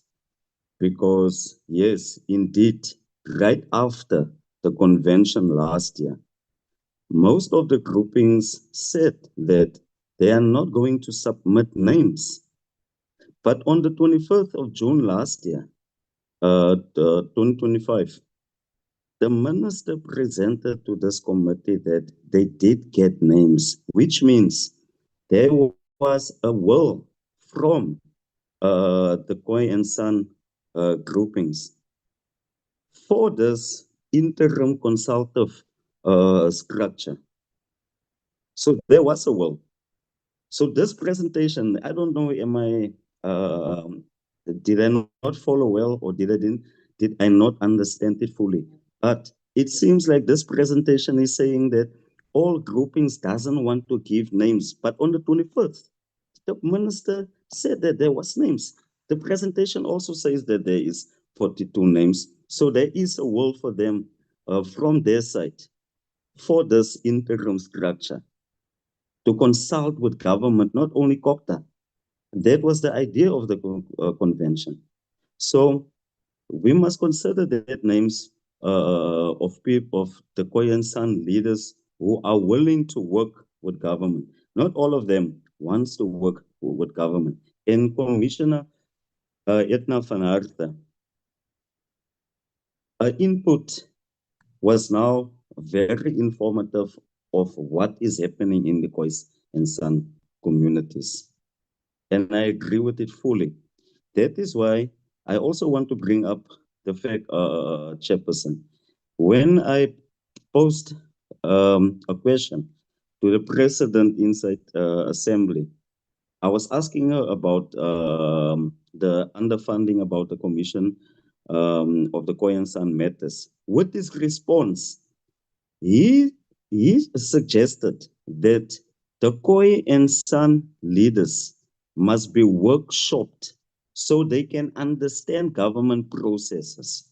Maybe we need to go that route in the provinces so our people can understand how government works. Maybe it's a lack of knowledge when they respond in the way they are responding.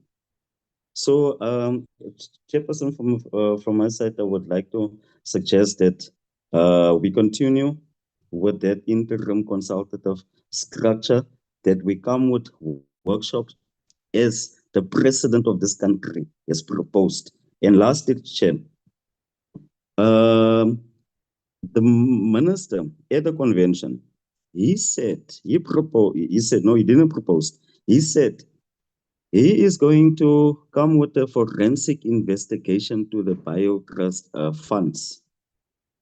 Now we know, and the NKC, whoever can take me to court for this, we know that that funds was used to lobby groups within the Khoi and San to decline the consultative interim structure. Funds was used to do that. But we can't allow it. That is why the forensic investigation on that BioTrust funds, we need to know when will it start, because it's more than a year now. Chair. Thank you very much.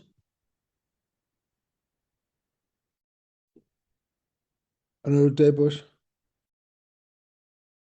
Thank you, Chair. Chair, yeah, I don't want to say a lot. I actually want to agree with a lot that Honorable Van Wyk said. It is just that it within COCTA, and I said it there, I said it at the what you call it, the NKSC has a lot of friends and stuff like that, all right? They are still running everything. They're now running the BioTrust. They're in charge of the funds, and it's just a certain group of people within the NKSC. So, and COCTA has made no secret that they prefer to work with the NKSC, and they're still working with them.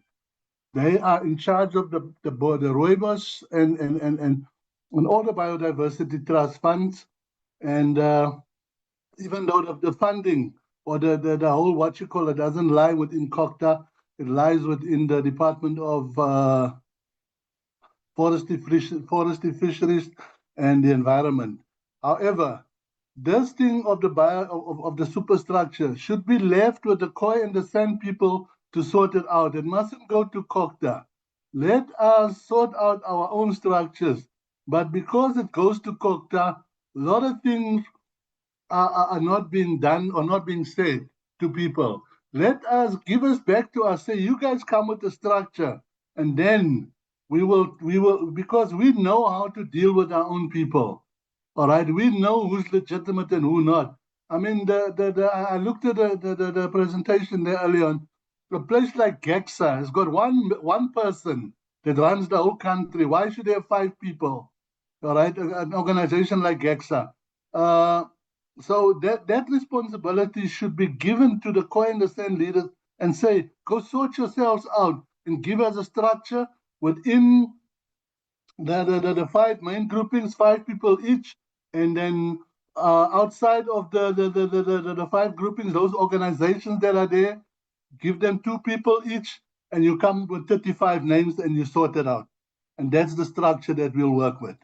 But give it to us. We will do it. We know how to do it. We're not going to listen to everybody's nonsense because we know who the real leaders are. COCTA doesn't, because anybody can write a letter to COCTA and they, they don't know, because the people write letters on letterheads. So it looks all impressive. But, some of those are, sorry, and I'm sorry, not sorry to say it, are fly-by-nights or fakes, and COCTA doesn't even know if these people are for real, but they consider these people. So let us do it, and you not try and resolve it within COCTA. The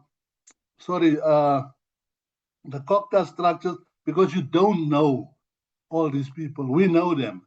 Let us do it, and then maybe once that is in place, we'll get things right. And then also in terms of as to the biodiversity trusts, there is a group that will, that is making a case. There is a group that will be bringing a lot of things forward in terms of an investigation, and they will come to the portfolio committee because I've advised them how to do this. They will come to the portfolio committee and ask for our help. So it's just a matter of time, and then that investigations will take place in terms of what happened to the to the biodiversity funds. Thank you, Chair. Thank you, honorable members.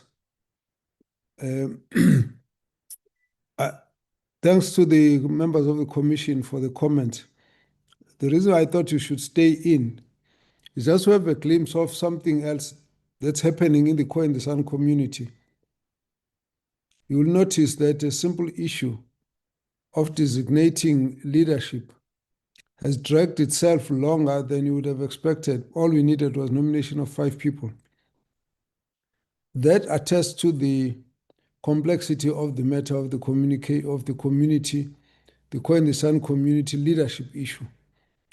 Now, I wanted you to see it because I think we need to take the same approach, and somehow we need to know, even if you are doing something else, that is a related process. The challenges that you will find when we're dealing with the aspect of the summit and the challenge you will find when you're dealing with the issue of leadership, traditional leadership, is the same. It's the same community, the same challenges, the same background suspicions, the same background disrupted sources of information, the same background of differing expectations and suspicions against each other and against the government. Now, this is something that we have to work on as a country. It's not a Khoi and San community. We need to work on it until we build it to the level where we will have the Khoi and San community feeling that they are recognized and their identity is well entrenched and recognized as any other South African particularly if you take into account their own history. So the processes that the minister is dealing with will encourage that they must continue with them until we can get a resolution. But it's important to always ensure that there's a coordination so that everyone who's got issues that we're dealing with on the Khoi and San community is aware of what's going on somewhere else, because that informs how we can align our approaches to dealing with these issues. So I think at the end, a common pool of research material is going to be needed by whatever process we want to undertake. We will need it.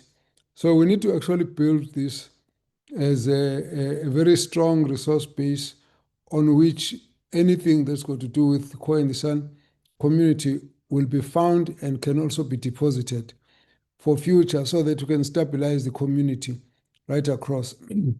The challenges of getting to host one community STEM and get one word out of that is something that we have actually experienced, but also is a way to go to try and get a resolution of the differences that we are actually finding amongst many communities. Doesn't mean that if you follow that, that's the only solution, but it does mean that you'll solve some of the problems if you go that route. So that was it. It was more for information, and we can just only encourage the department and the minister to move on to try and take this matter towards conclusion. There is a degree of cooperation. It's a little bit more scattered than what would have been expected, but we can still move on this matter. So again, I think we'll need to share that with the minister when we get the opportunity. That matter, therefore, is closed. May I then say once again, thank you to the members of the Khoi-San Commission. At this point, you are now excused. So you can log off this whole conversation. Then the honorable members, we have the report on the customary initiation. Can I just check with the Director General? We did request for a meeting where we can all be part of an interdepartmental multi-stakeholder conversation, particularly hosted around the Eastern Cape, to go through the issues and look at what else we need to do to tighten this process. Would you say that on the basis of the summit you had, the need for such a conversation has been fulfilled, and what do we have that helps us to say we can get the numbers to be reduced when we get to the next cycle? So what would be your sense, DG?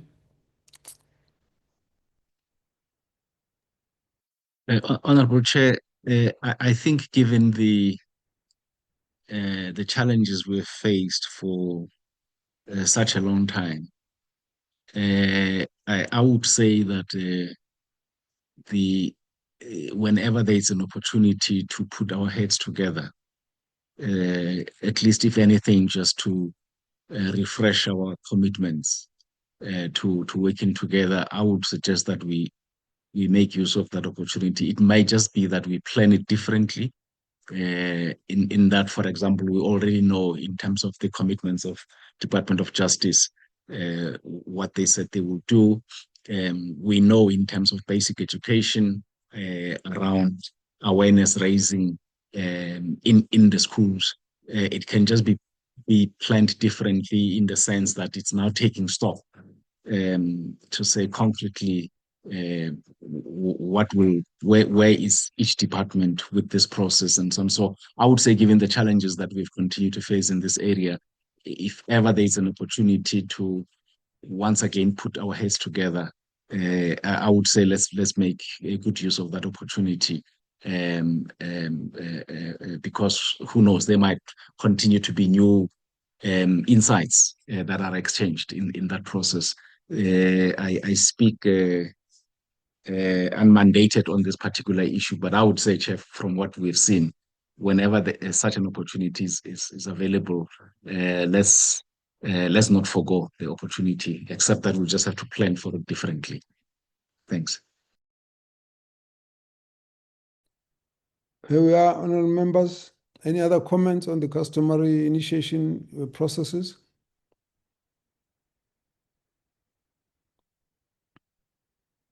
Honorable Taibosh, is that an old hand or a new? Old hand, Chair, legacy, and sorry about it. That's fine then, thank you.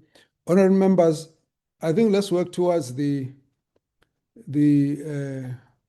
requesting a session where all the players we can converge around the Eastern Cape ahead of the initiation season to go through the discussion in terms of looking at where else do we need to tighten and what else, because if you look now, the trend, firstly, is not encouraging that we have got more numbers are showing up in other provinces, even though they're still small. It's something that needs to be acted upon. Secondly, to see that there are more deaths in legal initiation schools than illegal. That means the definition of legal and illegal does not longer give a guide of where challenges are likely to come. That means whether it's legal or not legal, we now need to know what is it that needs to have been done to prevent death in the legal initiation schools. The list that was, the list of the causes of death, all of them are preventable. There's nothing there that could have been not have been avoided. So how do we make sure that next time around, those causes of deaths have actually been eliminated to zero? How do we do the education? How do we do the supervision, oversight? How do we do the coordination so that there is no more death in this kind of custom? So we need to then discuss then that with the department would like to be part of that conversation ahead of the next session with the different departments, with everyone participating there, so that we can then say what is it that still needs to be done. We must find a solution that removes the number, reduces the number completely, because the deaths are misleading. If you look, it looks like it's the only problem. There's deaths, there's mutilation. Those need to be eliminated both at the same time. They need to be eliminated. So that is where we leave it. DG, you'll have to come back with a kind of proposal, and we'll also need to engage with the minister on that. Thank you very much. At this point, then, let me thank the department and also say you are excused. You could then move to the next item of the agenda. We're supposed to deal with the way forward. So I'd like us to once again look at the next meetings. Sherin?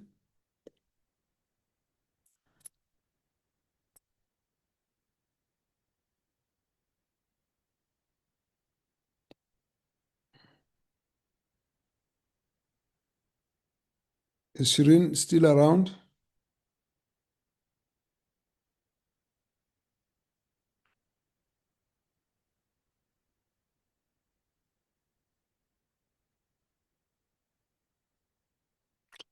Okay, so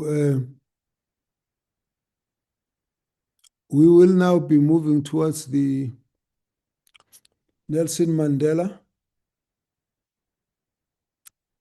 That is the issue.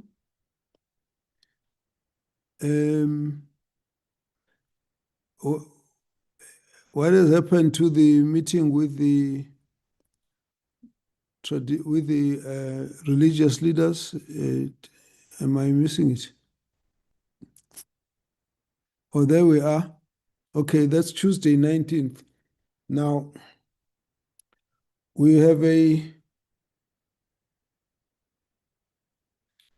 legal opinion that relates to the request of the church leaders in relation to their complaint to the committee about the chairperson, we'll table it in the meeting just before we start those engagements. Somehow we need to just have some space to look at it. So we will share it amongst the members so that you can have a look at it. This is just to guide us in terms of how we go about this process. So Sherin will share that issue. We'll discuss it when we discuss our approach to the issue of the CRL.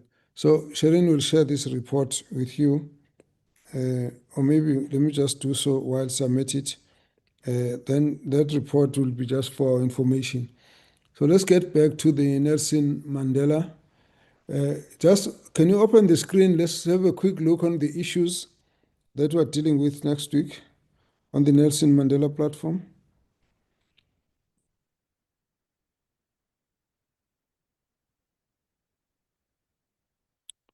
Shirin?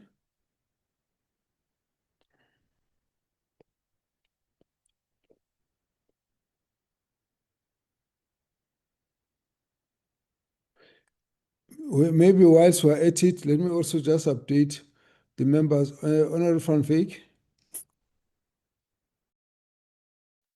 Chairperson, thank you. Chair, yeah, I was on sick leave for a very long time, so excuse me if I might be out of order here, because what I want to suggest, maybe it was presented before. Chairperson, I have written a letter to request a joint oversight meeting to Knoflock's Kraal, between the Department or the portfolio committees of COCTA and Department of Public Works and Infrastructure. We have a huge problem there at Knoflock's Kraal where the Minister of DPWI, the Premier of the province, the MEC of Infrastructure, and the Mayor of TWK municipality have made sweeping allegations against that community,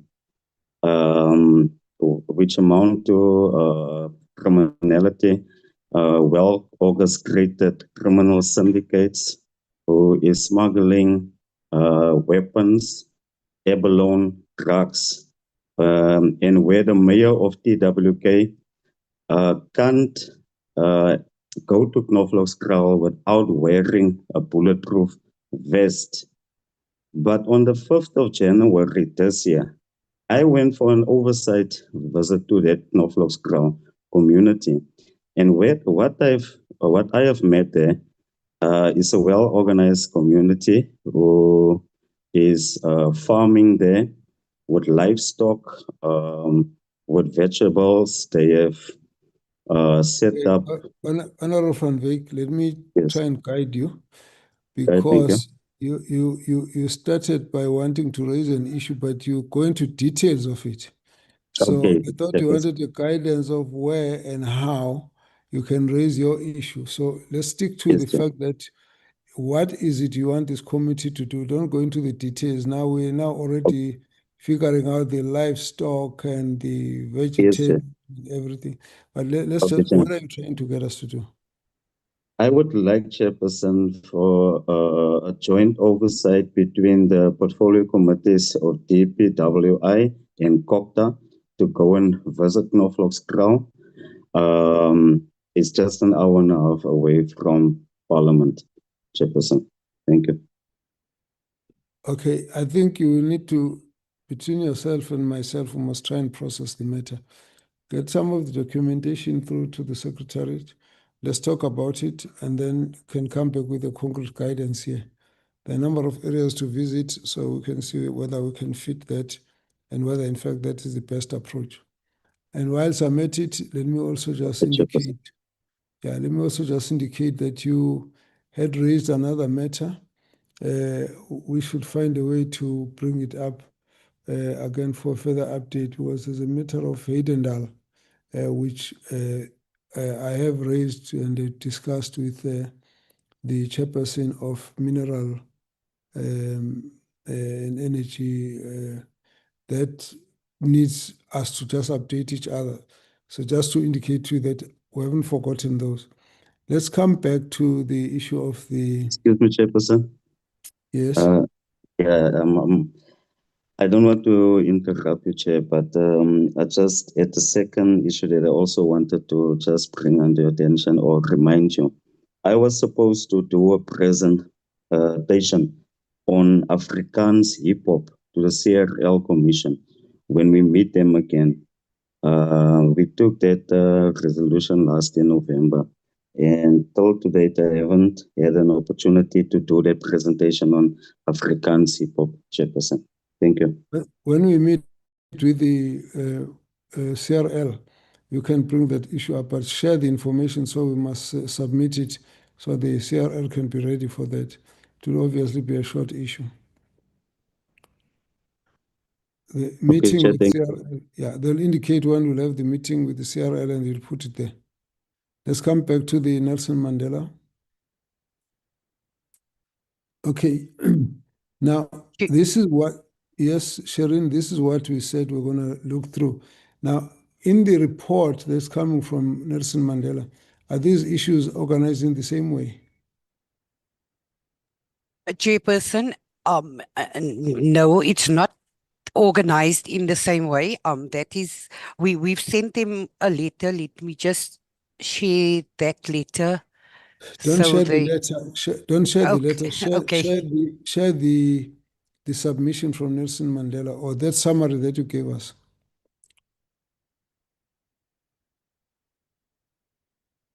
Are we together, Sherry?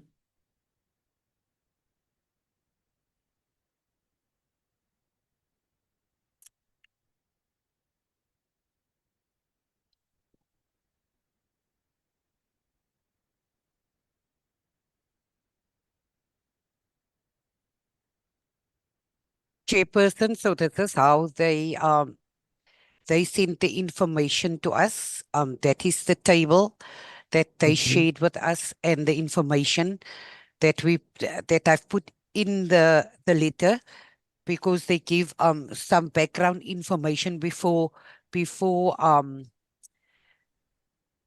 sorry, with the background information that we wanted. So this is how they did it. Thank you, Chair. Okay, thank you. Honourable members, please look at these issues and tell me if you're worried that there's anything left out. And then what really would help us is if members are able to say, we can let this pass, we can leave this, we can leave that, the information is satisfactory, and move on. For example, that item 2 has caused me to ask the legal team to have a look at their submission, because there are things I'm not happy about in this legal opinion that they shared. So we will obviously update the committee where we are on that matter. But on the others, we need to then see which ones should we pick up for discussion, which ones we must spend more time on, which ones we need additional information on. Can we leave that as the approach we're going to use? Because certainly on the one day, we won't finish this list, but we can look at the information. And certainly we did say that we're going to focus on the evergreen contracts. So we also might need to allocate the amount of time we need to deal with that and then move on to other issues. So can we get a sense of priority from the members, which ones you would like us to deal with? I give it till tomorrow so you can send it through so that we can be a little bit more focused when we meet. Honourable members, any other comments?